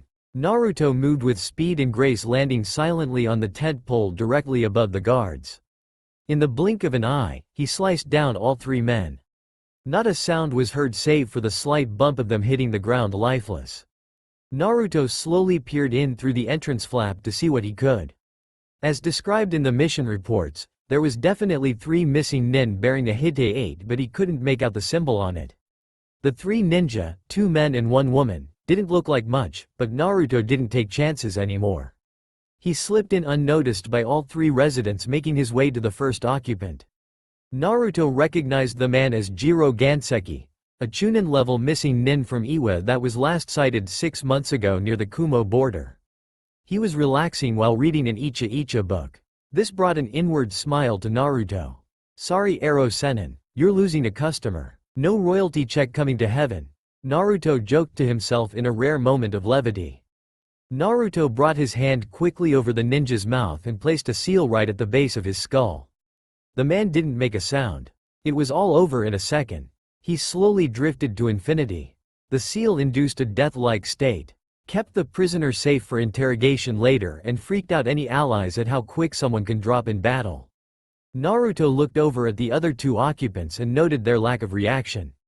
He took out their companion silently but figured that the other 2 would notice. Now he's good, but their skill level has degraded pretty bad if they couldn't detect their accomplice being neutralized not 20 feet away. He eyed the girl up next. A slender yet powerful-looking beauty, as most kunoichi seem to be. Personal experience has taught him that the hotter they are, the more dangerous they usually turn out to be. No need to have to fight that. As he slipped in behind her though, a sound of muffled screams in the distance alerted the 2 missing nin. As soon as they stood up, they noticed Naruto's presence and got into a defensive stance. So much for the easy way, thought Naruto. He stood up casually and greeted them, now having got a good look at their faces. Ah, so it is you. I figured Jiro couldn't travel without his big sister to mother him, eh Miku? And of course, he needs his butt buddy Daichi Ishii for the stress relief, I assume. Naruto noticed the headbands they wore were not Iwa but rather Cloud, and they didn't have a slash through the middle. Something to definitely look into. Both criminals gazed at their executioner. He could see it in their eyes. They knew him. Naruto the barbarian. Naruto the slaughterer. The demon Flash of Konoha. Stories were told in Iwa of the horrific things he'd done to those that have gotten in his way. Iwa had crossed his path during missions and didn't usually enjoy the results. Their insistence on remaining hostile to the rest of the ninja world, Konoha in particular, was disappointing to the rest of the alliance. While open war was not declared, a cold war between the 2 great nations had begun at the end of the 4th Great War. The nicknames Naruto earned were over the last few years in battles and skirmishes that were not officially acknowledged by either village. Some healthy forms of exaggeration do occur, but a reputation is as much a weapon as a kunai. Naruto began release ki into his opponents like a thick miasma. A fear-induced haze made its way through their brains. Just as they were on the verge of cracking though, they looked to the cot where their companion lay motionless and a murderous gleam graced their eyes. Their fury pushed them through the killing intent. You son of a bitch! Your ass is mine, you Konoha piece of trash! Daichi growled at Naruto. Sounds kinky. But I'll pass. How about we try me beating you within an inch of your life and then you gladly telling me everything you know? Miku's mind was a torrent of emotion. Her fear preyed upon her mind with images of Konoha's demon flash terrorizing her brain. She was on the brink before she saw her brother motionless on the cot not 10 feet away from her. How could she be so lax to let someone sneak up on them? Her brother Jiro counted on her and she dragged him into this mess. The sobering image snapped her back to reality. Why was it like this now? She just wished she could be back home in Iwa. Why did she ever accept that ill-fated mission? Vengeance flooded her vision and focused her emotions into an angry spear pointed towards the scum from Konoha. She let out a high-pitched battle cry as she turned towards him. Naruto just smirked at their anger. Letting an opponent lose their cool is a good way to turn the battle in your favor. They fight irrationally and make mistakes. A lesson he was often on the wrong side of in his youth. Don't be like that. Hate it when they get bitchy. This had the desired effect as both opponents charged in haphazardly with their weapons drawn. Naruto easily dodged Daichi's onslaught by parrying everything he threw at him. You mock her after you kill her brother? You leaf nin are scum. Daichi scathed. Who said I was talking to her? Naruto replied with a smirk. Miku proved to be a slight problem due to her speed. She wasn't ever able to land a blow, but Naruto couldn't either since he had to continue countering Daichi's attacks in the cramped quarters of the tent. He was at a stalemate. He would eventually win due to his stamina, but the longer the fight went, the greater the chances were that a mistake could cost him. He needed to end this sooner rather than later. Sorry, but I don't have time to play around. Kage Bunshin. Naruto announced his trademark jutsu and 3 identical clones took on the task of handling Daichi. The middle clone sent a chakra-enhanced punch at his abdomen, but Daichi blocked it with his sword. The weapon must have been of inferior quality because it shattered from the blow. It did however protect Daichi enough to merely send him back about 15 feet from the battle. Daichi was a little dazed and turned back to the 3 clones, hell-bent on ripping them to shreds with his bare hands. From there Naruto focused on Miku's attacks. She was attempting to throw poisonous senbon into Naruto's vital areas. Some were hitting their mark as Naruto knew they wouldn't affect him too much. The healing effects from his tenant were canceling most of the venom, but it was slowing his movements slightly. Damn it, got careless. He boosted his speed to get behind her and was about to strike her neck when he sensed his clone's demise. He darted quickly to his left and avoided an attack from the remaining Iwa Nen. Daichi had managed to recover faster than Naruto gave him credit for. The tight area as well as the diverse fighting styles of his opponents were giving Naruto a bit of trouble. Nothing he wouldn't be able to eventually come out of, but not without possible injury and lost time. Time he didn't have. He needed to eliminate the leaders in case Choji or Hanabi had trouble. He wasn't really worried about Choji. He knew that his friend could handle himself. Hanabi brought about a weird fear in him though. He barely knew the girl, and yet he felt that if something happened to her, he wouldn't be happy, that's for sure. Well, she is Hinata's sister. Explaining things to Hinata would be an extreme pain in the ass. Why am I even worrying about this during a fight? Naruto mentally shook the troublesome thoughts from his mind and focused on his opponents. Daichi and Miku were regrouping and focusing more on their enemy. No longer were they fighting with rage. They seemed to be letting their experience take over and calm their nerves. The fight would definitely be more difficult now. The 2 missing nin moved in tandem, sweeping in at each side of Naruto. He parried easily, but was feeling the effects of the poison from earlier. Daichi moved back while Miku kept Naruto occupied. Doden. Crushing rock. Daichi announced while making hand signals. The remains of the tent tore away as 3 enormous slabs of earth came screaming through the camp, arriving at one point exactly where Naruto was standing. Combined with the slabs from all sides was the ground below rising up to meet the oncoming crushing rocks. Naruto was crushed under the sudden attack. Not so now, you fucking bastard. Taste my rock. Daichi stood, out of breath but triumphant. Geez, phrasing much? Naruto appeared unscathed as he watched his 2 opponents stare awestruck at him. I told you I'm not into the whole dude-on-dude action. Daichi quickly glanced back at the mess of rocks to see bits of logs splintered and destroyed in the remains. Of course, taking your eyes off of Naruto for any amount of time is a mistake. Naruto closed the gap quickly and began pummeling Daichi with a flurry of punches and kicks. Never leave home without a trusty log. Always there when you need it. Daichi desperately tried to defend against the onslaught but to no avail. Miku launched a fresh wave of senbon to throw Naruto off guard. Once again, Naruto dodged the attack and sent a quick wind attack back in her direction. Miku flipped to the side to avoid the attack only to find another Naruto waiting for her. A quick jab to her abdomen backed her away into a defensive position away from Daichi. The clone pressed its advantage but found that Miku was a capable adversary. Despite Naruto's superior abilities, it only takes one hit for a clone to go down. Miku managed a senbon strike to dismiss the clone and made her way back to the fight. These two obviously had many years of fighting together. They knew when to back each other up and when to make a move. This fight was becoming bothersome. Looks like I'll have to step it up a notch. Geez, Choji, you sure are taking your sweet time.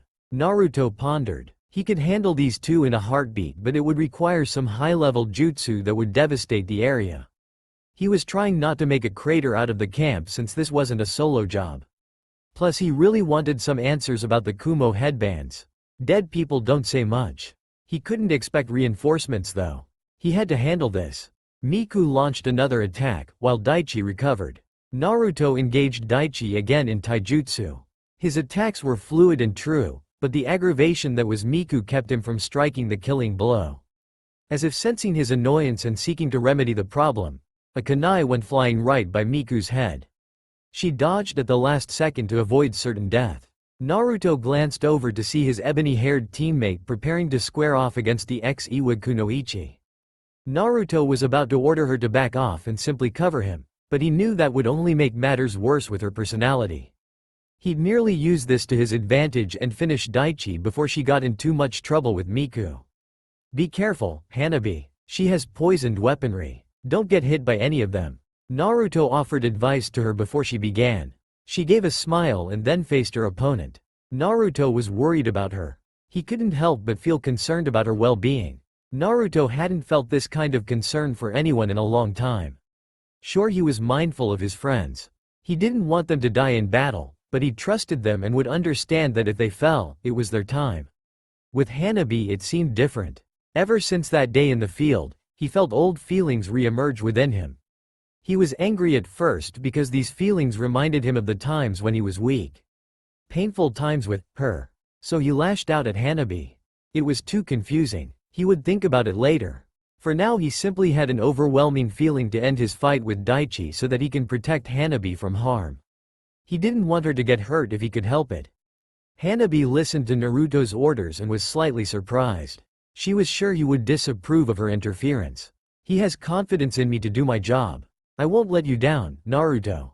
She gave a confident smirk back to show her understanding. Moments ago when Hanabi arrived, she saw that Naruto was engaged with the two missing nen. At first she merely observed the battle, looking for an opportunity to help out. She stayed back because she feared that she would only get in the way. That was due to a combination of being told that she was useless most of her life and living in a male-oriented society where pride is as vital as any artery. She didn't want to step on his toes. After a few moments though, she saw the Kunoichi was pestering Naruto and keeping him from finishing his opponent quickly. Their enemies were in sync with one another and causing Naruto problems. What's he doing? He could kill these two in a heartbeat, unless he's trying to keep them alive. She suddenly realized. She felt the need to help him. She knew he was one of the most powerful shinobi in the village and quite possibly the world, but she was his teammate if only for a few days. Teammates watch each other's back. That is why she was now facing down a Junin-level Kunoichi in an effort to aid her leader. Sure, she was in over her head, but she had the approval of Naruto. What could possibly go wrong? Her opponent scoffed at her appearance. So this little girl wants to play ninja. I think you should run back home to your dollies before you get hurt, little one. Hanabi maintained her composure. She had had worse verbal barrages over breakfast from her own father. This simple-minded Kunoichi wouldn't throw her off. Dollies? Is that what you bring to your grandchild, Ba-san? It seems you are getting a little senile in your old age. Come now, be a good old woman and settle in for your bingo hour. Hanabi retorted. Miku stiffened and then grew even angrier as they continued to circle one another. She was only 26 years old and yet this brat was calling her an old woman? How dare she? Listen, you little bitch. I bet you haven't even gotten laid yet. So don't go spouting off like you're hot shit. I'm in my prime and I don't need any lip from any prepubescent tarts. Miku growled back. Hanabi almost stiffened at the getting laid part, but again, she could handle verbal abuse. It was what she grew up on after all. Hanabi tilted her head mockingly. Ah, did I strike a nerve? Not feeling as secure in your looks as you were in your youth? When was that, by the way, the Second or First Great War? You better watch that smart mouth before I shove my fist up it. Miku readied herself to strike. Hanabi positioned her stance to counter. While continuing this conversation about your delusional views on your UAL potency would be quite amusing, I would much rather perform a mercy killing on your wrinkled old carcass and be on my way. Shall we, Boss-san? She gestured with her hand to bring it. Miku could no longer hold in her anger, and once again, she charged blindly into battle. This was the advantage that Hanabi needed to level the field between an experienced Junin and a green Chunin. Hanabi settled into her Jukin battle stance and fielded the incoming blows. Miku's strikes were messy at best. Taijutsu obviously wasn't her specialty. Getting emotional in battle is never a good thing. Hanabi calmly closed Miku's tenketsu along each of her arms. It was slowly becoming apparent to Miku that she had made an error in allowing herself to get all riled up. Had she not been tired from already battling Naruto, she probably would have recovered easily enough to handle this Konoha Chunin. However, she was winded to begin with and now her anger cost her. Miku's arms lay limp at her sides. She continued to struggle with her legs, throwing kicks and making blocks, desperately trying to keep Hanabi at bay. However, it was proving pointless. Hanabi's prowess in the gentle fist style was superb after years of grueling practice. She moved in to make the final strike. A precise attack at Miku's heart, causing a tear directly down the middle. Hanabi saw the pain cross the kunoichi's eyes and momentarily felt pity on the woman. The image struck her brain like an electric shock. This was the first time Hanabi had used her family's techniques to kill an enemy during a fight. Is this what it meant to be a ninja? A truly terrifying power she wielded with her hands. The finality of it hit her harder than the silent kills she had just performed a little earlier. Miku fell to the ground, coughing up blood in enormous quantities. Her world slowly faded to black. Her only solace was that she would see her family again after all these years of struggle in exile. Though shaken by her opponent's death, Hanabi maintained a strong outward appearance. Fear gripped her psyche and threatened to overcome her emotional barriers. It stemmed from the fact that it could have just as easily been her on the ground. She had never felt this fragile before. She wanted someone to console her, as childish as the request sounded, but she knew that wouldn't happen, so she trudged on with her outward appearance of indifference. Hanabi forced her body to move. As she turned back to see Naruto, she found him staring at her. They locked eyes with one another. His cerulean orbs gazed at her pale lavender spheres, attempting to decipher her mood. The look he had showed understanding and comfort. She never would have expected this from her blonde leader, from what little she knew of him. All her impulses were being drawn towards him. Her facade of indifference was crumbling. She tried to maintain it but was failing miserably. Naruto must have sensed this because he walked over to her and uttered only one phrase. "It's okay," he whispered to her. Hanabi couldn't take it anymore. She crashed into Naruto and began to sob. She felt his arms wrap around her as she let all her pain go into his chest.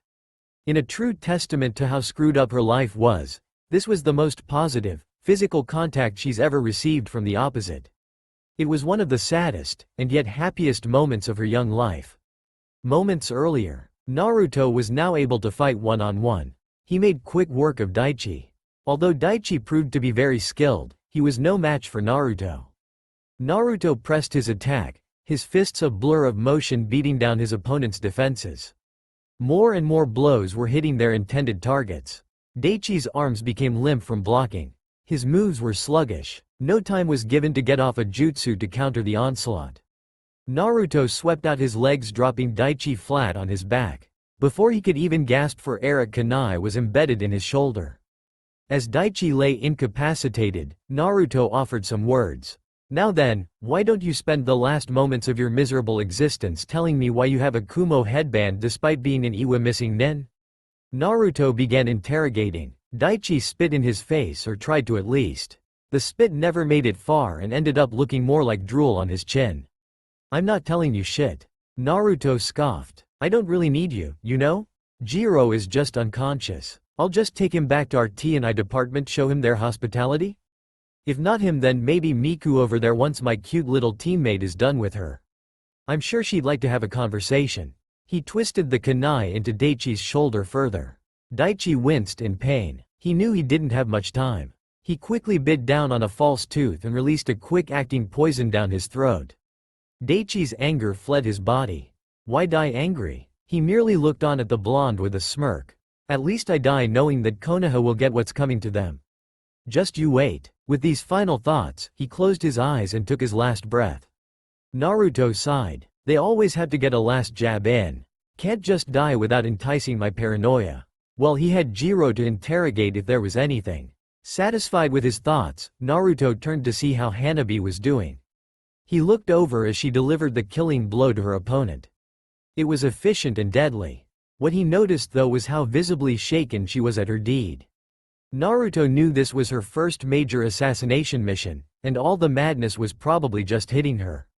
He remembered his first true kills and how there was no one there to console him. It almost ate him up inside until he was finally able to talk to Tsunade about it way back then.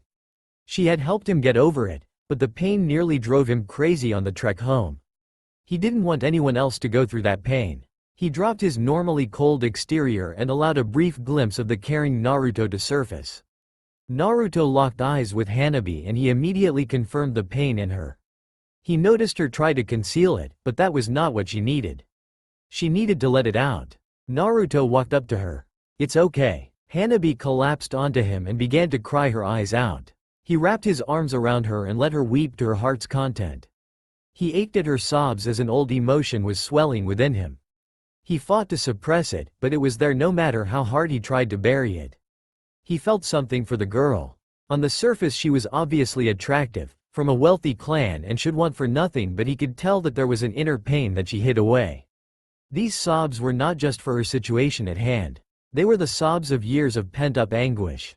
Naruto was an expert in keeping emotions buried. He sympathized with Hanabi and sought to comfort her in any way possible. The future was uncertain once again. He had resigned himself to the fact that he could no longer feel anything but hatred, pain and betrayal. He was fated to be a hermit that served his village, and would die a lonely man. Now here was someone who he felt compelled to soothe. She had awakened dormant emotions that he had thought were lost to him. As her sobs began to slow, he felt her nuzzle her face into his chest. He smiled slightly, knowing that he had helped her in an enormous way, whether she realized it or not. He felt happy for the first time in years at the thought of helping a person in need. It wasn't just a duty. It was needed for him as well to chip away at the hardened surface of his heart. Perhaps together they could help each other. Of course, he could just be kidding himself. No need to make leaps that far just yet. For now, he would console her and leave it at that. He wouldn't allow foolish dreams of happiness to weigh down his mind. No matter how badly he needed them. Little did he know that the black-haired beauty in his arms was struggling with similar thoughts. In an ornate room decorated with many expensive tapestries and other luxurious examples of affluence, a group of elders meet to discuss their clan's business. The prestigious Hyuga were renowned for keeping an outward appearance of superiority. This was represented by their remarkable wealth accumulated through many centuries. It is also evident in their unique and elegant taijutsu style of the gentle fist known as the juken. However, the key characteristic that displays this quality is their impeccable ability to keep a cool demeanor in the face of any adversary, be it physical or intellectual. This maddening trait to remain unflappable has caused many over the years to be on the losing end of negotiations with the noble clan, from land deals to war treaties. In this room sit the masters of indifference. To gain a reaction from one another was tantamount to achieving a victory in the argument. That is why it was quite a surprise when the current clan leader had been allowing his carefully crafted poise to begin slipping him over the last few days. This proposal is quite presumptuous, even for Ugaiken. Hiyashi Hyuga seethed at his council's leader. I am the leader of the Hyuga clan. Surely you are not foolish enough to miss the insinuation how a suggestion of this nature would be seen by me. Hiyashi-sama, please understand. We have no intention of undermining your authority. Gaiken Hyuga calmly retorted. We were merely setting plans in place for any eventualities. He explained in a somewhat blasé fashion. The fate of my offspring is something that I am entirely aware of. Rest assured that I will have a plan in place when I feel the time is right. Neither you nor any of the council need worry about it. Hiyashi spat venomously at the councilman's attitude.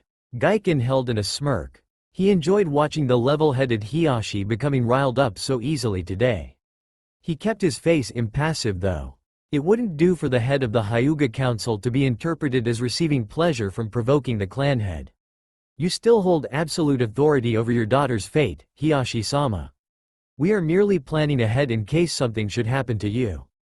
Gaiken smoothly reiterated. I see. What pray tell do you foresee happening to me, Gaiken? Perhaps there is something I should be made aware of. Hiyashi replied with an accusatory glare. His anger was quickly growing apparent on his normally stoic face. Nothing, Hiyashi-sama. We of the Hyuga Council merely wish to be prepared for all contingencies that involve your heirs. Gaiken expounded with a little more caution in his voice. He was enjoying the altercation he was causing. Around the room, he could see the discomfort rise amongst the council members. Seeing their clan head behave in this manner was more than unsettling. Gaiken's plan was to make Hiyashi unstable. Judging from his reactions so far, it was proving successful. But he knew he needed to be careful after the Hyuga head's last statement. For the man could kill him with a mere flick of his wrist. Everyone in the clan, council or otherwise, knew this all too well. Politics and posturing was one thing, but if a threat to the clan head was perceived, Hiyashi was well within his rights to eliminate it. The council would do well to know its place, especially you, Gaiken. You are very close to overstepping your bounds. Do not do so again. Hiyashi warned as he appeared to calm down a little. He retooled his facade to that of his usual emotionless shell. All the members nervously noted that he was still seething under the surface though. I apologize if I offended you, Hiyashi-sama. All of us here are well aware of our place, and we did not wish to upset you. However, we are here to advise you as the clan head and to make sure that clan affairs run smoothly. As you are well aware, your eldest daughter is slated to become the clan head at your appointment or in the event of your untimely death. For the safety and the stability of our clan, we must make arrangements for your youngest daughter. Gaiken said as he once again poked at Hiyashi's weak point. Gaiken wasn't a fool to have risen to the top of Hyuga Council. He had learned well from his family's past. Ever since his great-grandfather had been passed over for clan head, his family has seen their power dwindle compared to Hiyashi's. While Gaiken's family wasn't a member of the branch house, their opinion in overall matters had lessened significantly. Gaiken's father had nearly squandered what little power they had left in the main house, and when he died, he promised not to make that mistake. The Hyuga Council head knew that he would never be the clan leader in his lifetime, but he could pave the way for his son to claim the title. Through his son, he would claim the power that was rightfully his. Besides, his goals were much more lofty. He had created his strategy many years before Hiyashi took over as clan head. Biding his time for many decades, Gaiken had been waiting for the right moment to make his move. When Hiyashi's wife died and he was cursed with 2 daughters as heirs instead of a son, the cunning man knew the time to strike was upon him. He had been setting things in motion ever since Hanabi's birth, and vowed to himself that nothing would stand in his way of controlling the Hyuga clan. Despite you and the council's unnecessary concern, I have ultimate approval of whom my daughter will marry and what her fate will be. This topic is pointless and thus a waste of time, Hiyashi declared, frustration seeping into his words. Gaiken saw his moment to strike. Hiyashi-sama, your daughter is now 18 years of age. She has been a ninja of this village since 13. She is an adult in the eyes of the clan and as such the council can make plans for her future in the event of your untimely death. He countered, as he now sported a slight smirk. But that little expression on his visage proved to a mistake. The Hyuga head narrowed his eyes at Gaiken. There is an old saying, even a fool knows not to tempt the gods too much. Otherwise you will incur their wrath. With that said, Gaiken, I suggest you choose your next words carefully. Hiyashi said in an eerily calm, but deadly serious tone. This time around, the council head flinched knowing that all his plans could go up in smoke. He cursed his arrogance at that point, knowing that he should have quit while he was ahead. Biting down on his lip, he took the man's advice begrudgingly. It is, with the general welfare of the clan in mind, that the council has requested that Fuzan and Hanabi be wed. This will ensure a pure Hyuga bloodline will continue and that it will be of the main house. He managed to state his formal proposal without stuttering. He did however see one last opportunity to display Hiyoshi's weakness. Since your eldest daughter is involved with the Inuzuka clan head's son, she cannot be relied upon to produce a pure heir. A most unfortunate circumstance. I'm glad that you've enjoyed your little display of grandstanding, Gaiken. But in the end, it means nothing. You and the council's request are denied. This decision is final and is beyond contestation. Any more talk of this will result in severe penalties from me. Hanabi will wed who I choose and she will do so when I declare it. I am her father and I have authority over her. I will overlook your actions today, Gaiken, but I will not be so merciful next time. Do you understand me? The clan leader asked in a hard voice as he looked him in the eye. The council head tried to stop his body from shaking under the man's powerful gaze, but it was pointless. Wanting to be the leader of the clan is one thing, but having the presence of a leader that Hiyoshi was exuding right now was something else in its entirety. Even the other elders were fearful despite their outward calm. It was easy to see why he was respected and feared not only in the clan, but by many ninja families in the world. Why, yes, Hiyoshi-sama. Forgive me for my impertinence today. It will not happen again. Gaiken replied in a reserved tone, defeated for the moment. Very well, see to it that it doesn't, for your sake. If there are no other pressing matters, this meeting is adjourned. Hiyoshi gracefully stood and left the room. Several other council members quickly followed suit while Gaiken remained seated. 3 of the councilmen nodded towards him, and then left the chambers. As they all filed out, Gaiken slumped down in his chair and his face twisted in anger. He knew that he lost this battle with Hiyoshi today due to his own arrogance. An evil smirk graced his lips a few minutes later though. Still though, the plan is intact. The battle was lost but the war with Hiyoshi has just begun. It was one he vowed to win. You fool. You may think you have won today, but you will soon find everything you know to come crumbling down around you. Soon, I will claim what is rightfully mine. The Hyuga clan will be under my authority and then all of Konoha will recognize our greatness. Meanwhile, several miles from Konoha, Naruto's team was heading back to the village. The trek home was one with mixed emotions. The mission was an overwhelming success. They had liberated many prisoners held captive by the bandits. This alone was something to celebrate. Just looking at the thankful expressions on the faces of those following them was enough to know that they had achieved a great victory for justice in the world. However, there were the troubling documents that Choji found. Naruto wasn't an intelligence specialist, but the bits he picked up from Jiraiya in his travels as a young teen allowed him to decipher a few things. Cloud was somehow involved in this from what it looked like. The headbands on the 3 missing nin, the communiques to and from supposed Cloud liaisons to this bandit group and the various equipment with subtle markings that linked them to Lightning Country all pointed directly to Kumo. It just didn't make any sense though. Why would A want to start something after we just got done a war? Naruto figured that Kumo was just as decimated after the war as they were. Where would they get the resources to start another one? More importantly though, why would they risk the peace so soon? What could they possibly gain from it? Normally Naruto wasn't as contemplative as he was following a mission. Something inside him felt uneasy though. But perhaps it wasn't the mission that was bugging him. Then of course there's that little issue to think about. He knew the real reason for his inner unrest. He caught a glimpse of the problem out of the corner of his eye. There was the stunning, young dilemma that had his thoughts in turmoil.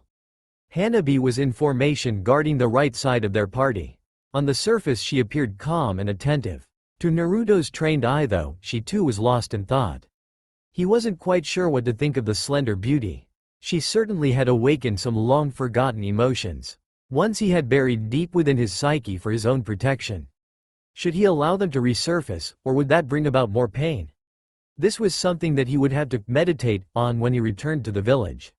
Right now, he still had a mission to complete. Naruto cleared his mind as best as he could and pushed on towards the village. At the same time, Hanabi was doing her best to focus on her job. She scanned the surrounding area for enemies with her Byakugan and focused on keeping the survivors inside the formation. It was harder than it looked though. Her mind was chaotic with troubled thoughts, which made using her family's bloodline more difficult than usual. She had killed a human being up close and personal for the first time, several dozen in fact. But it was that ex-Iwaku no Ichi's death that stabbed at her conscience.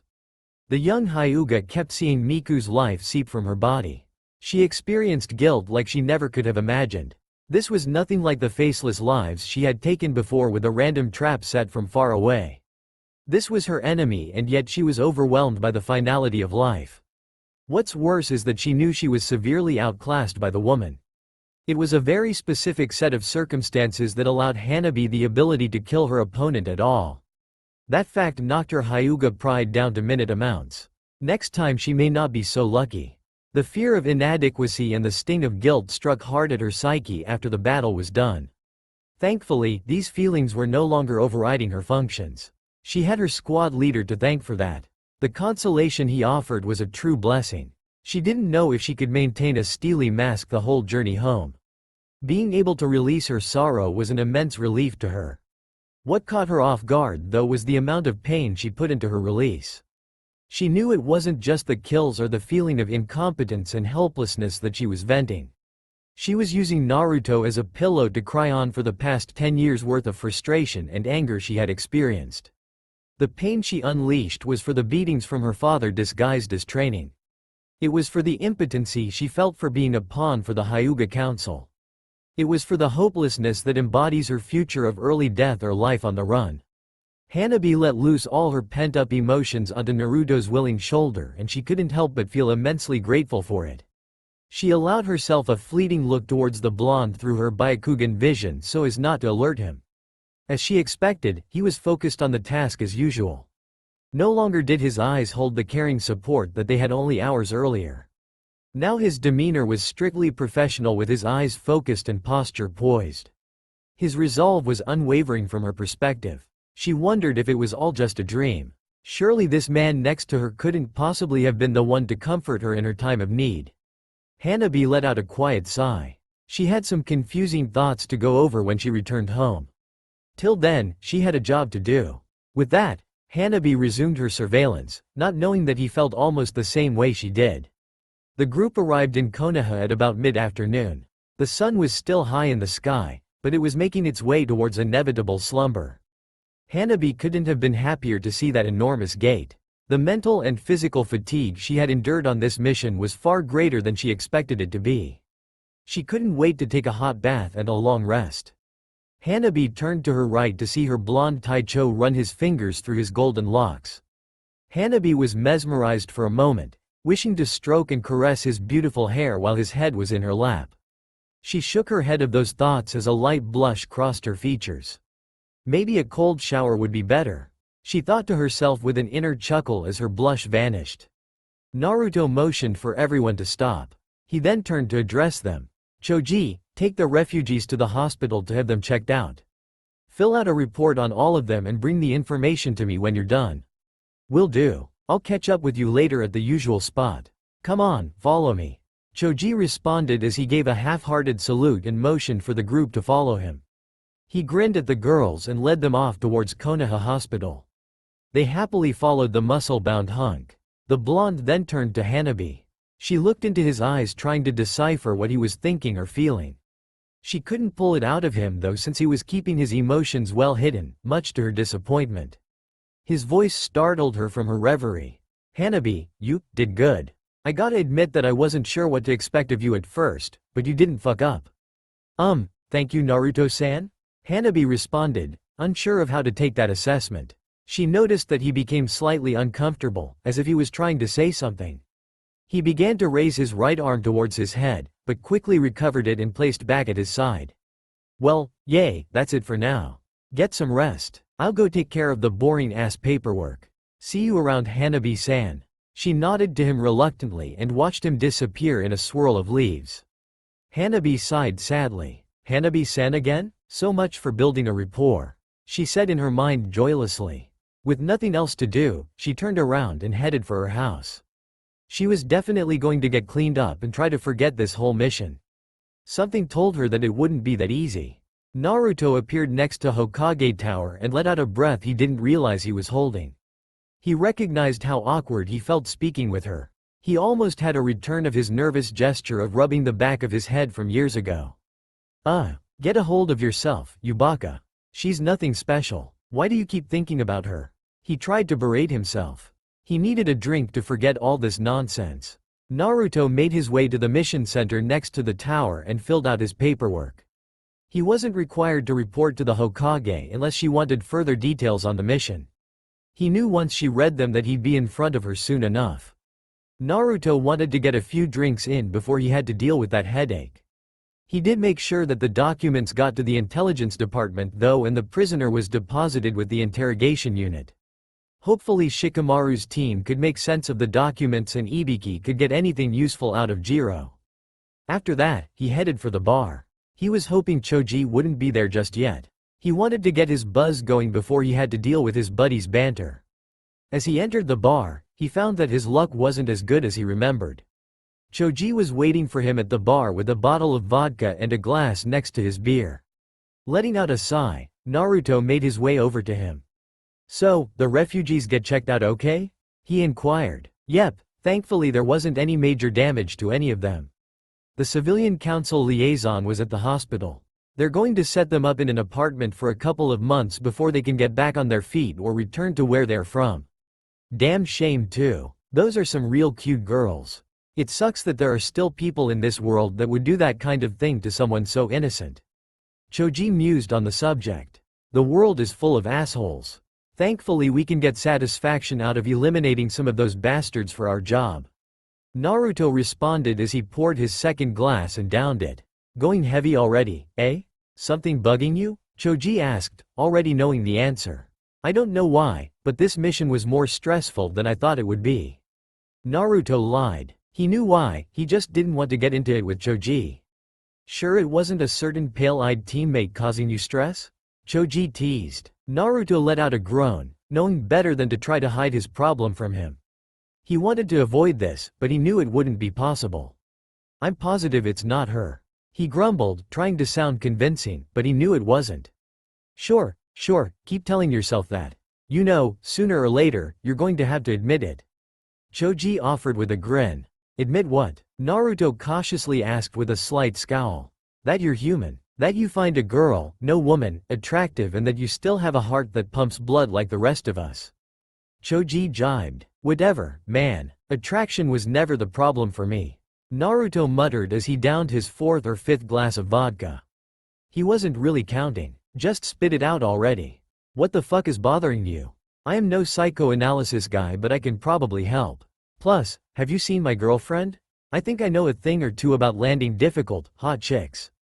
Choji bragged. Naruto gave a half-hearted chuckle at that. "Yeah right. The only reason you landed Ino was because she decided to give you a shot after all that begging you did. You know pity doesn't count as expertise." Naruto light-heartedly teased Choji. "Aw fuck you. I didn't beg, I wooed her with my charm. She couldn't resist Big Papa Pump," Choji said proudly as he puffed his chest out to further illustrate his point.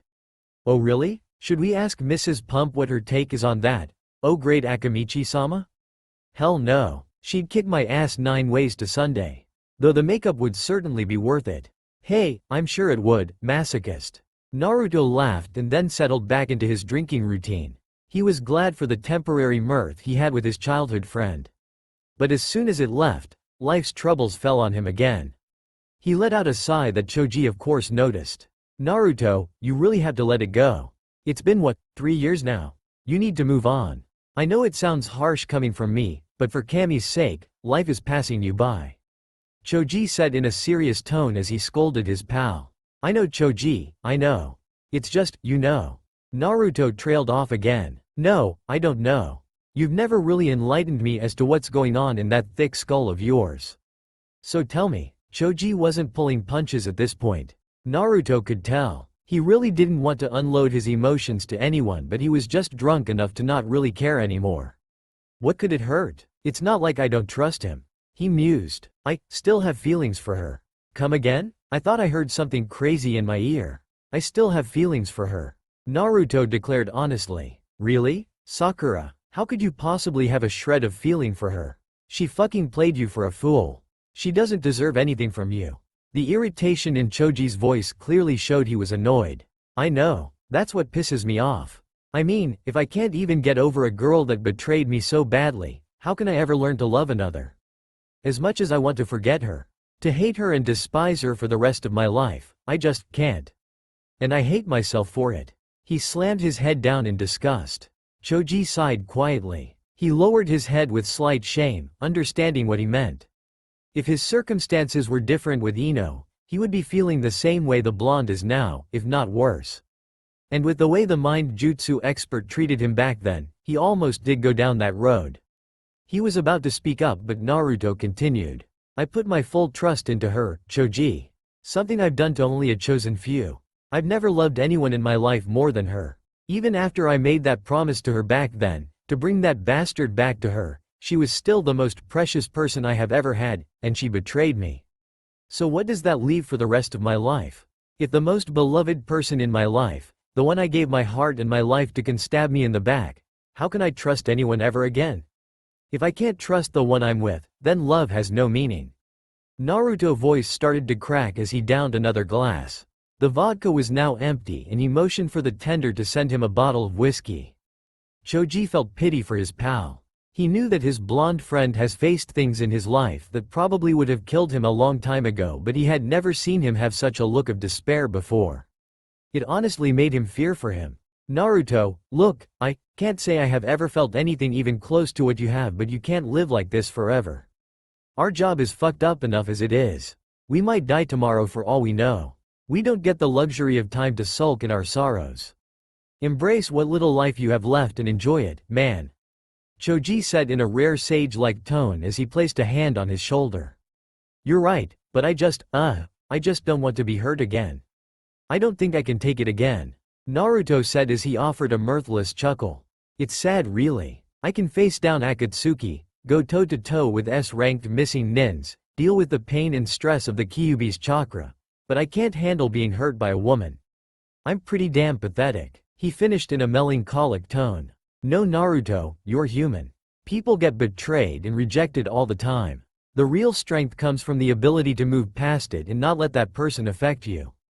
Choji proclaimed, I'm not telling you how to live your life, but you made it this far as a ninja because you never gave up, no matter what people thought or said, myself included. You shouldn't give up on pursuing happiness, man. I'm not saying it won't end in rejection or heartache. Oh thanks. Naruto scoffed as he cut him off.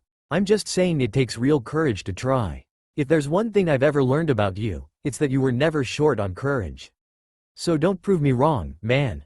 Choji said as he gave him a brilliant smile. Who knew that big ol' fat kid from our class would be the wise sage, eh? Naruto couldn't help but give him a bit of his old trademark grin. Yeah, well, don't let anyone know, alright? I'm popular enough with the ladies as is. The last thing I need is an even more jealous Ino. Choji downed his beer, dropped some money on the bar and got up to leave. Don't shortchange yourself, Naruto. Out of all the people in this village, hell, this whole world, you deserve happiness. So don't mope around the rest of your life. It's goddamn depressing to look at. I'll see you later. Just don't forget that there are still people in your life that give a damn about you. Ino and I are a couple of them. Choji said with a final smile. He then slapped Naruto on the back good-naturedly and headed home. Naruto pondered his friend's words, sensing the sincerity behind them. It wouldn't kill him to try and move on. Unwillingly, images of Hanabi came into his head as he thought of the idea. He envisioned her with him, together. A loving wife, a happy family, a bright future. These were all ideas he had once upon a time with another woman. Dare he dream of them again? TCH, it's stupid to even think of these things. I barely know this girl and she probably doesn't have those kinds of feelings for me. So why torment myself? Naruto thought negatively as he shook his head free of his fantasy. He downed the last of the whiskey and decided to head home. He paid his tab and headed for the door. On the walk home, his thoughts betrayed him once more as they returned to the pale-eyed beauty. I got to stop thinking about her. I probably won't even see her again for a long time. She's not a Junin. She's not on my main squad. She doesn't train in the training grounds often, so I'm never going to see her. Stop torturing yourself about it. It's nothing more than physical attraction anyway. So no need to get all bent out of shape over it. Naruto said in his mind as he finally resolved to ignore his feelings. As he entered his apartment, he stumbled towards the shower and made an attempt to wash away the grime from his mission. Having failed at that, he settled for getting changed and sleeping it off till Tsunade beckoned for him. Staggering around his room in a drunken haze, he was looking for clothes to throw on, but he ultimately crashed on the bed. He passed out as soon as he hit the mattress. The stress and fatigue of the mission, his still unresolved pain and the 2 bottles of alcohol he consumed finally caught up to him. Perhaps after a good night's sleep, all these crazy emotions will be forgotten. Hanabi arrived at the compound and was going to head straight for her room. She was supposed to meet her father whenever she returned from a mission, but she didn't have the patience to deal with him right now. Her mental and physical exhaustion would have made her a mess in front of him, and she showed enough weakness for today. She didn't feel like dealing with the insults and the reprimands either. She told herself she would see him tomorrow, after a good night's rest and a shower.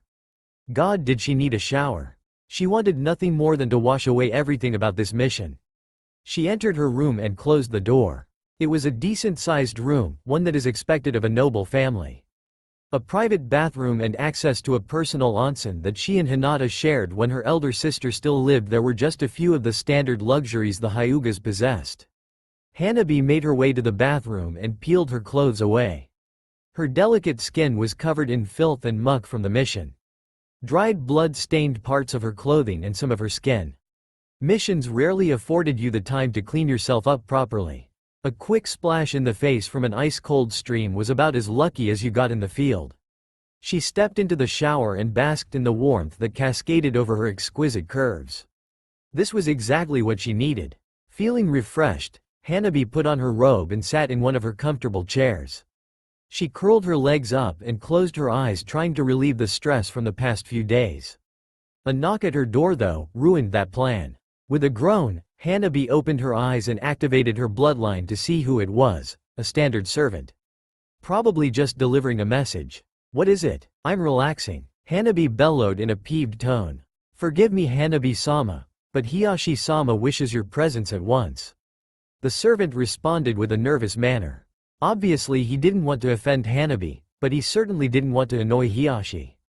It was a very easy decision for whose wrath he would rather incur. Very well. Tell him I'll be there in 10 minutes. I'm getting dressed," Hanabi grumbled. She was hoping to put this off till the morning, but at least she had a shower. After putting on some presentable clothes, Hanabi made her way to her father's chambers. Usually she was required to meet with him to relay how her missions went. It wasn't out of any sense of pride or concern for her welfare. This was simply protocol for all main branch Hyuga members to report to the clan head after a mission. To put it in blunt terms, these reports were meant to boost egos or reprimand weakness. Usually her father bestowed the latter on her. This was the reason she had hoped to wait till morning for her verbal abuse. Might as well get it over with, Hanabi mumbled to herself. She entered her father's chambers and stood vigilant before him.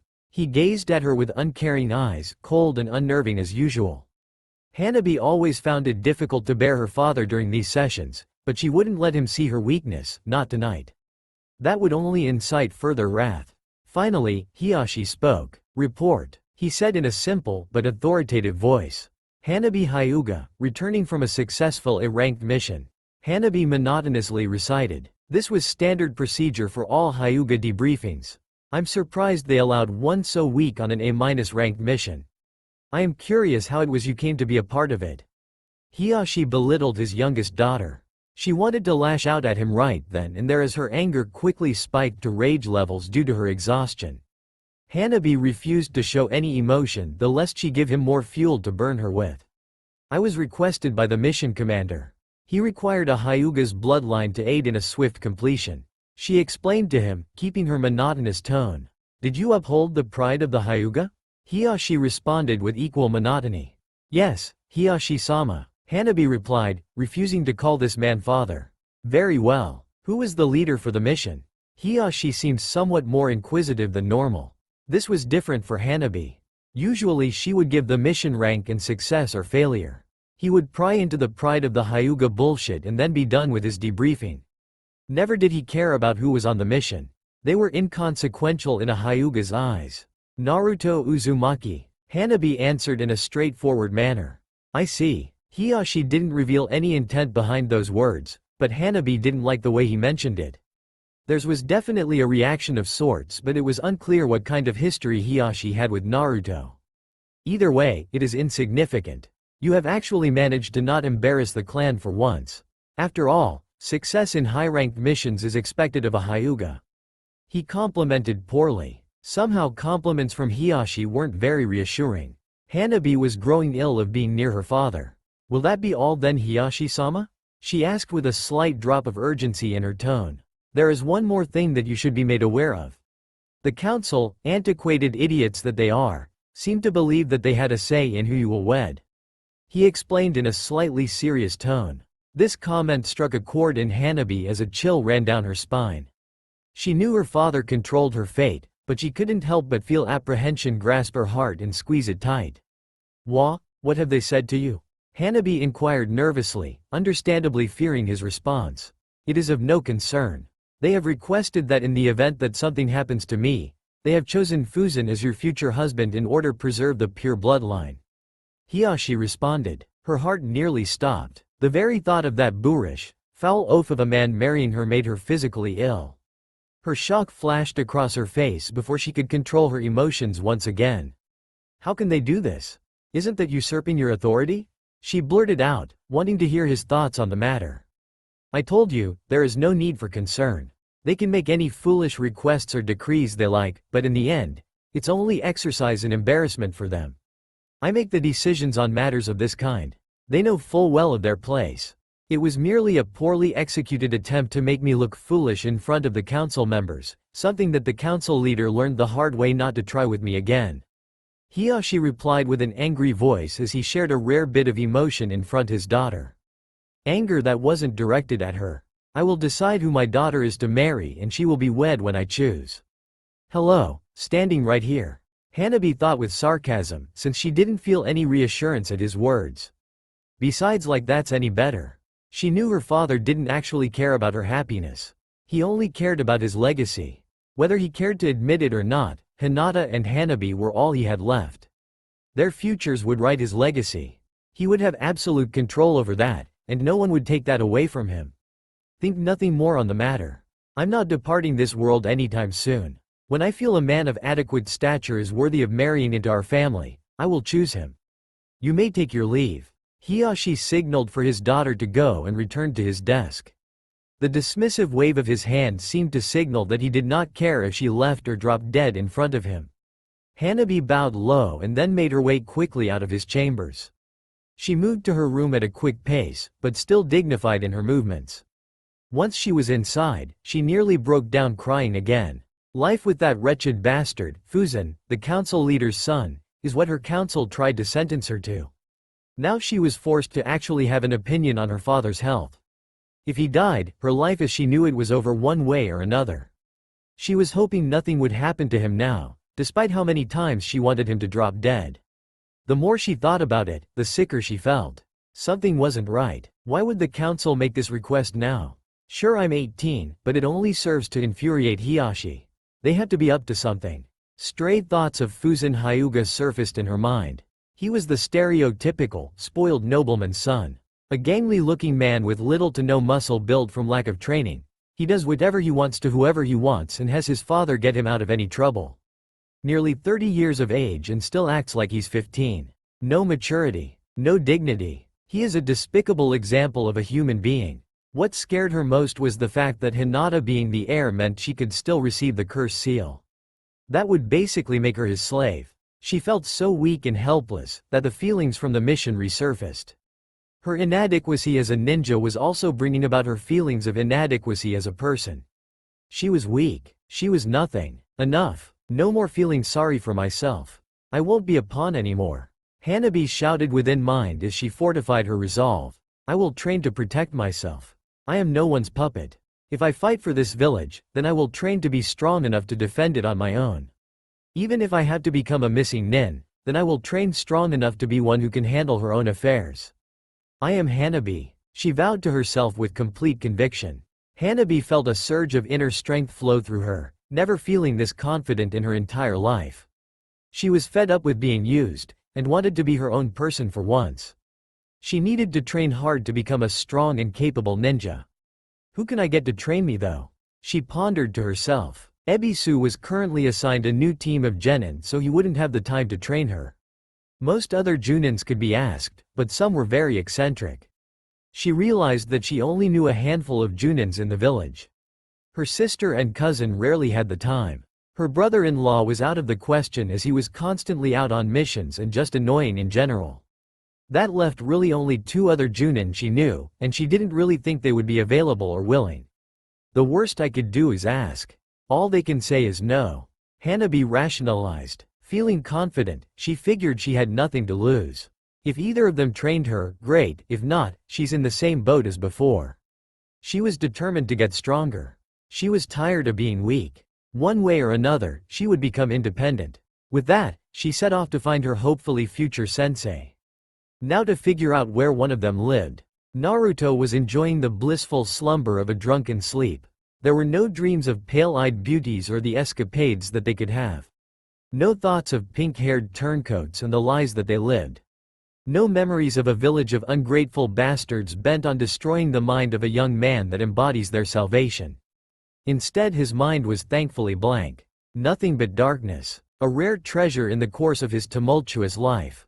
Nothing to torment him. Nothing to judge him. No one to betray or hurt him.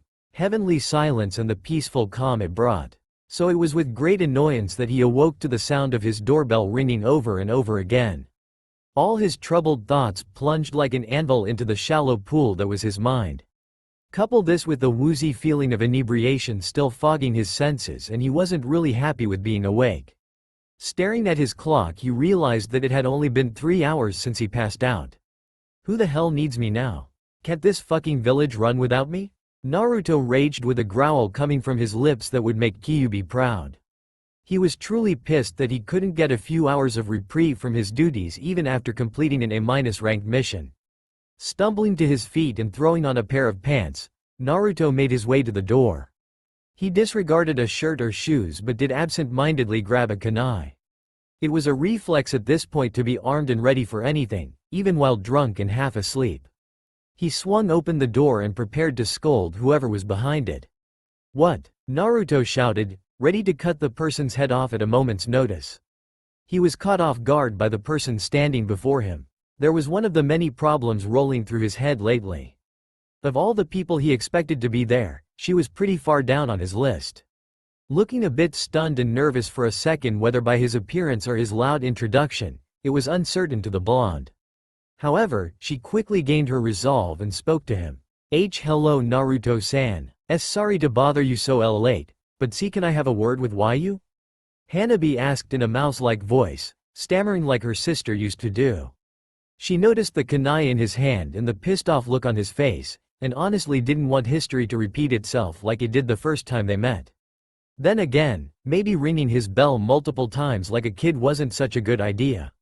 Naruto's brain shut down. This had to be a ridiculous dream that his mind was conjuring up just to fuck with him. Why else would the girl he has been thinking of for the past few days suddenly appear at his doorstep? He was just tired and intoxicated enough to go with this train of thought. He figured he might as well let this play out because he wouldn't be able to mess with a dream anyway. Hell, maybe it would end up with the two of them having crazy on his couch. At least that would be an entertaining dream. Sure, why the hell not?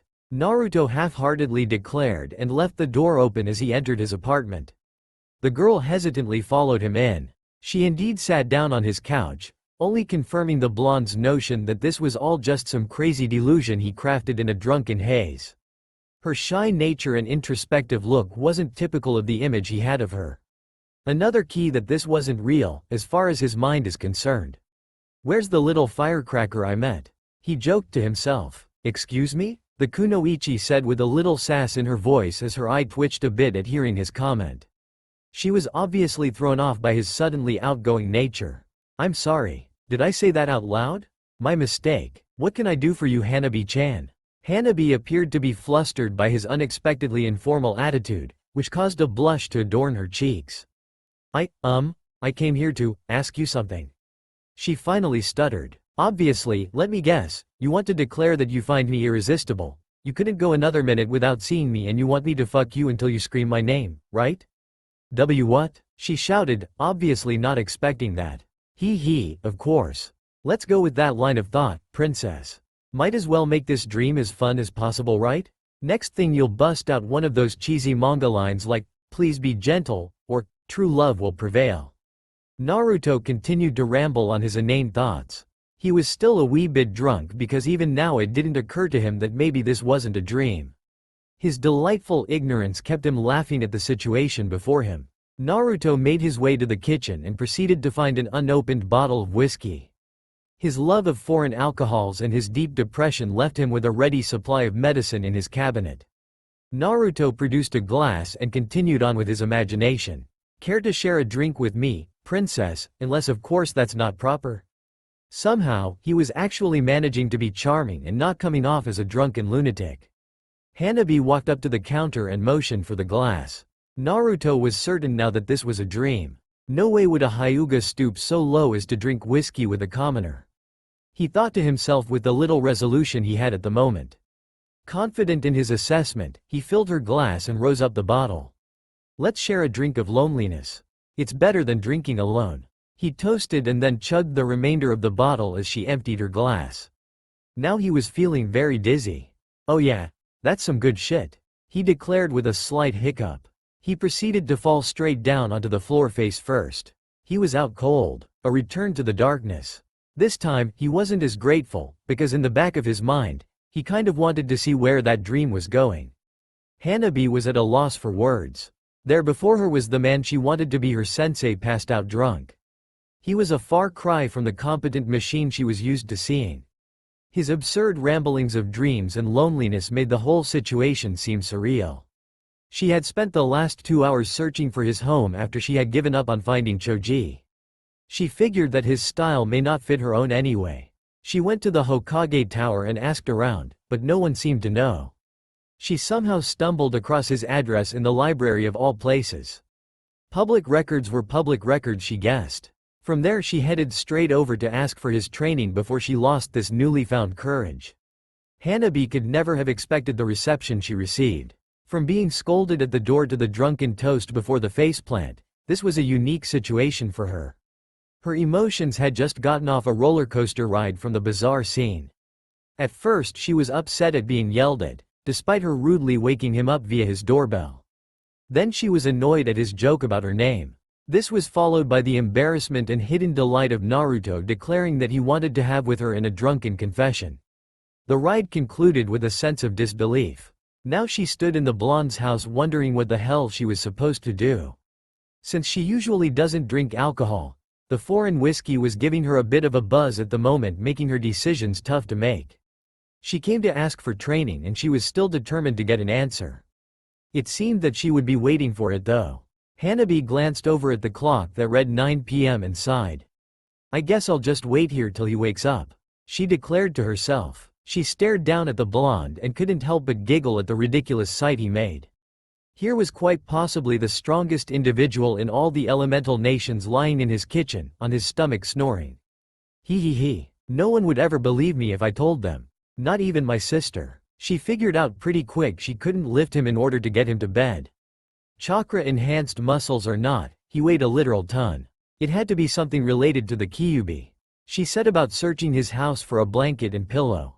The house was fairly large, but it wasn't anywhere near the size of the mansion. There were only 4 bedrooms. She deduced the one with the biggest bed was his and found a pillow and blanket within. Grabbing both of them from his room, she returned to his prone form and placed the blanket over him. She then lifted his head and placed the pillow under it. He looks so peaceful. He's actually quite adorable like this. If only I had a camera. Hanabi thought as she let out another quiet squeal. She was admiring the more innocent side to Naruto as he continued to be dead to the world. She presumed that she would be waiting a bit for the blonde to return to the land of the living. Hanabi picked up a throw blanket on one of the chairs and brought it over to the couch with her. Settling in on his couch, she curled up and tried to get comfortable. The alcohol combined with the fatigue from earlier was making it hard to keep her eyes open. Might as well take a nap since I'll be waiting anyway. She decided with a yawn. Naruto's scent was on the blanket and it strangely set Hanabi at ease. The warm, comforting feeling she experienced with him on the mission rushed back to her mind and she let the soothing sensation take her away. She was soon fast asleep in comfortable bliss. Throbbing pain. That was the pleasant feeling Naruto awoke to. Someone was using his head to test sledgehammers apparently. He rolled over to try and get his bearings. It was his blanket and pillow, so he was in his house, but why did the ceiling seem unfamiliar? Looking around, he recognized his location as the kitchen floor. Okay, so I passed out here. Why do I have my pillow and blanket though? Did I sleepwalk and grab them? You usually don't do that when you pass out.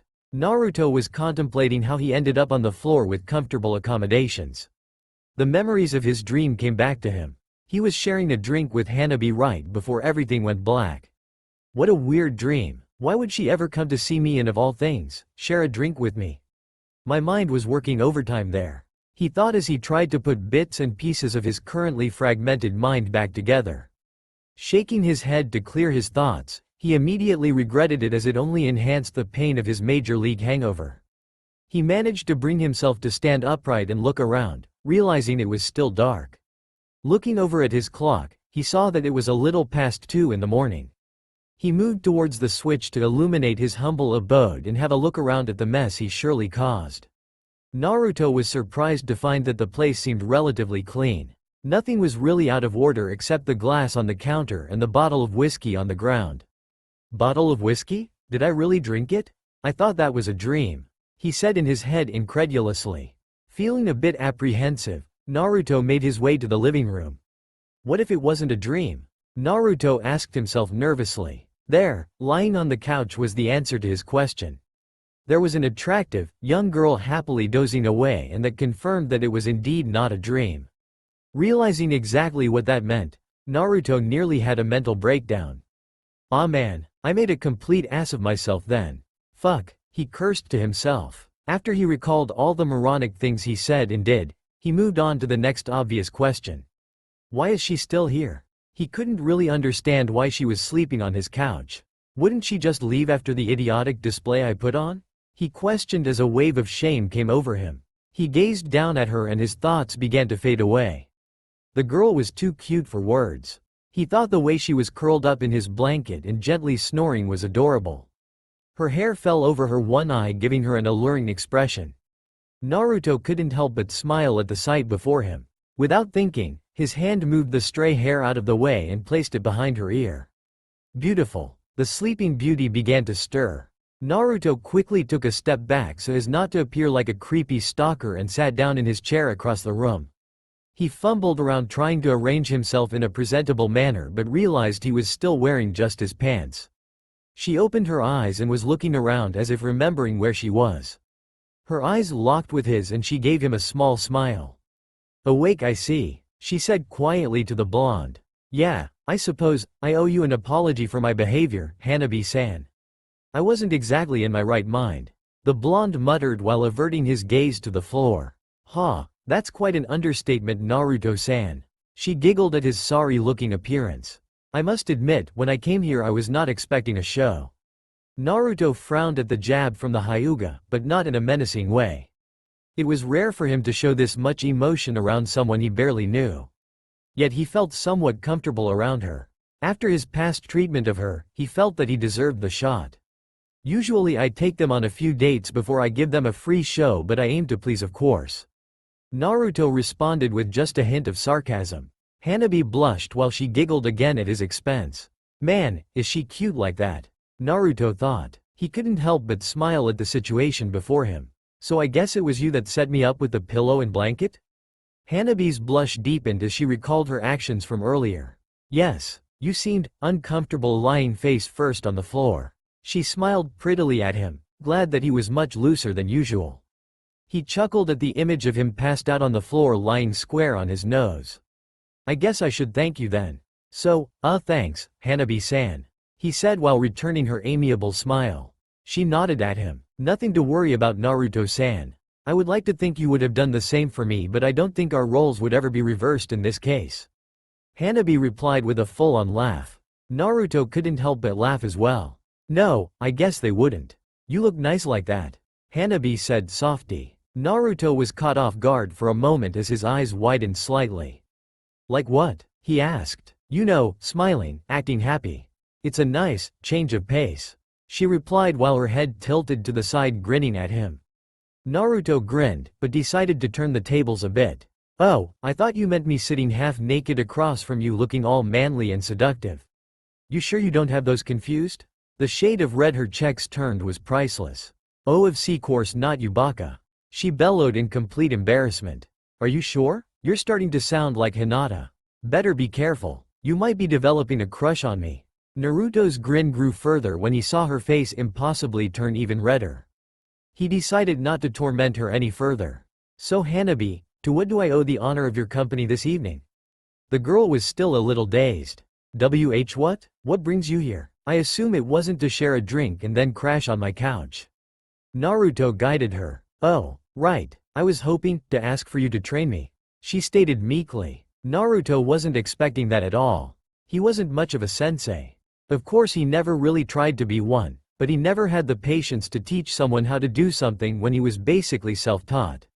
Jiraiya gave him an idea and then left him to figure it out for a few weeks.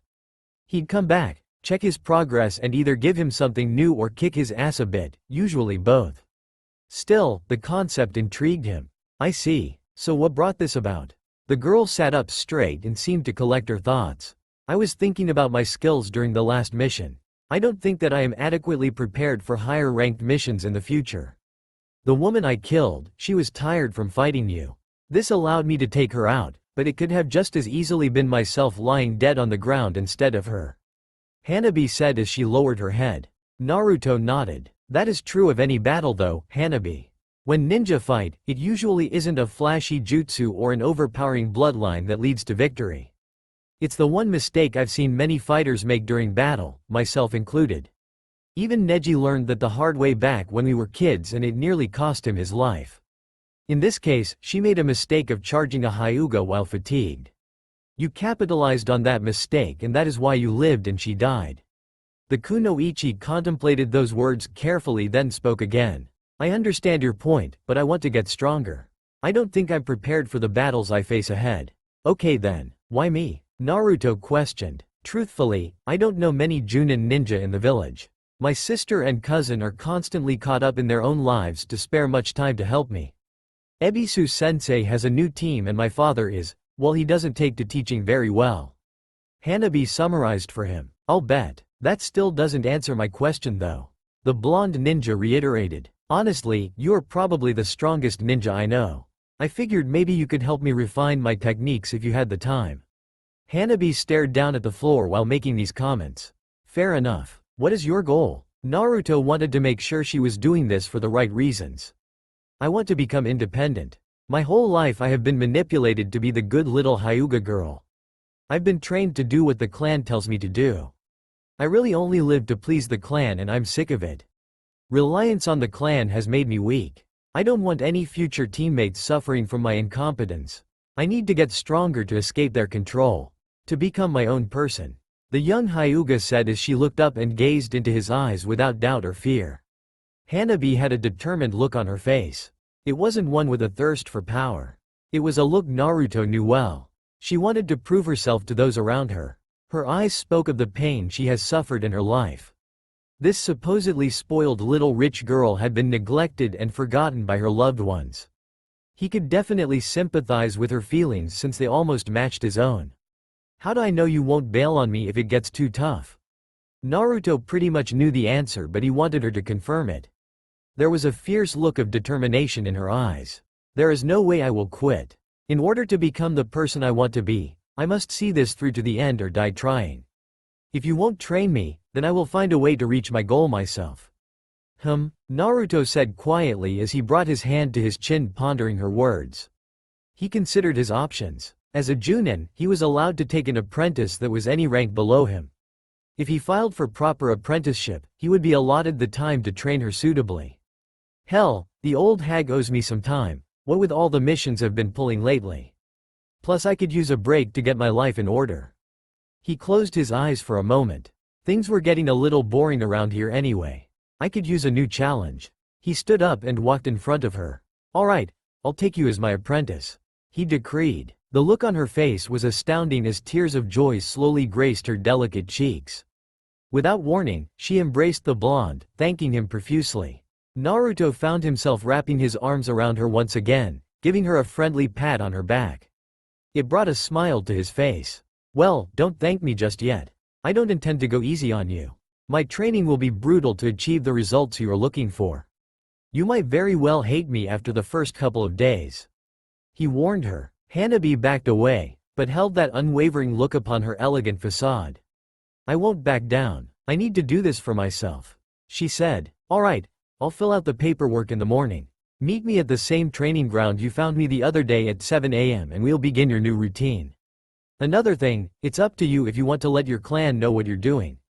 I know how they feel about outside training, so I'll leave that decision for you to make. Hanabi nodded and bowed politely at her new teacher. Thanks again, Naruto-sensei. Good night, she said happily. She made her way out his house presumably to get some rest at her home before the morning training began. Naruto waved to her fading form from his porch. Well, that was definitely interesting. I haven't felt this excited for something in years. I guess one thing is a constant in my life. It's never dull. The pain in his head returned.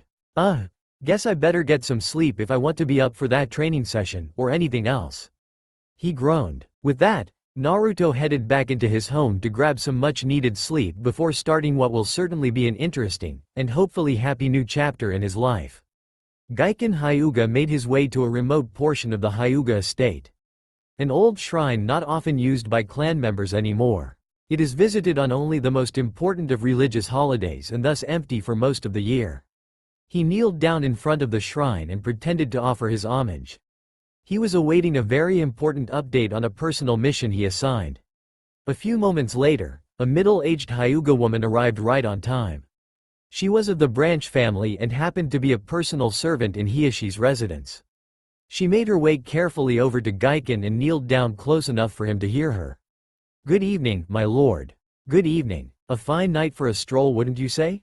I would, my lord. How goes your work these days? All is well, my lord. My work is right on schedule. The results are more apparent each day. Good, good. Continue doing a fine job. You make the clan proud.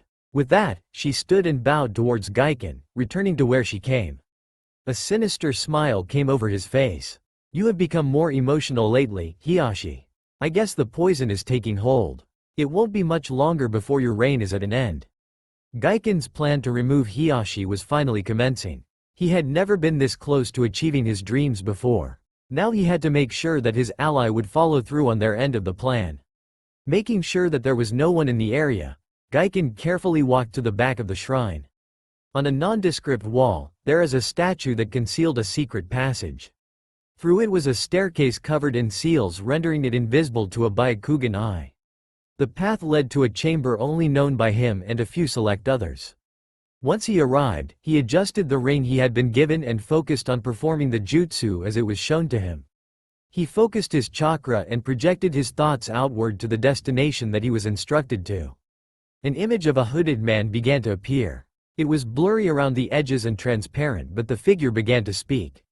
Ah, Gaiken Dono. So nice of you to call. How can I be of service? I have begun the first phase of the plan. We should see results within a few months. Your weapons had better be ready by that time. Of course, of course. They will be ready in time. You have my personal guarantee. Gaiken scoffed at this. The guarantee of a man who sells weapons through backdoor deals was not one he would trust. You had better hope for your sake that they are. The Hyuga clan is not so forgiving to those who break their word. The shadowed figure chuckled at that. Beautifully ironic choice of words, wouldn't you say? Or would that be hypocritical? I can never remember which is which. Gaiken was not amused. I would watch your tongue if I were you. The wrath of the Hyuga is not something to tempt. Now, there's no need to be impolite. Your order will be ready on schedule. Now if there is nothing else, I should get back to my work. Very well, I will have the remainder of your payment when they are delivered. Gaiken got up and prepared to leave. I'm looking forward to it. A sinister smile could be seen beneath the shadowy hood. With that, the transmission ended and the shadow figure disappeared. That's all for now. If you enjoy this video, then please like, share and do comments.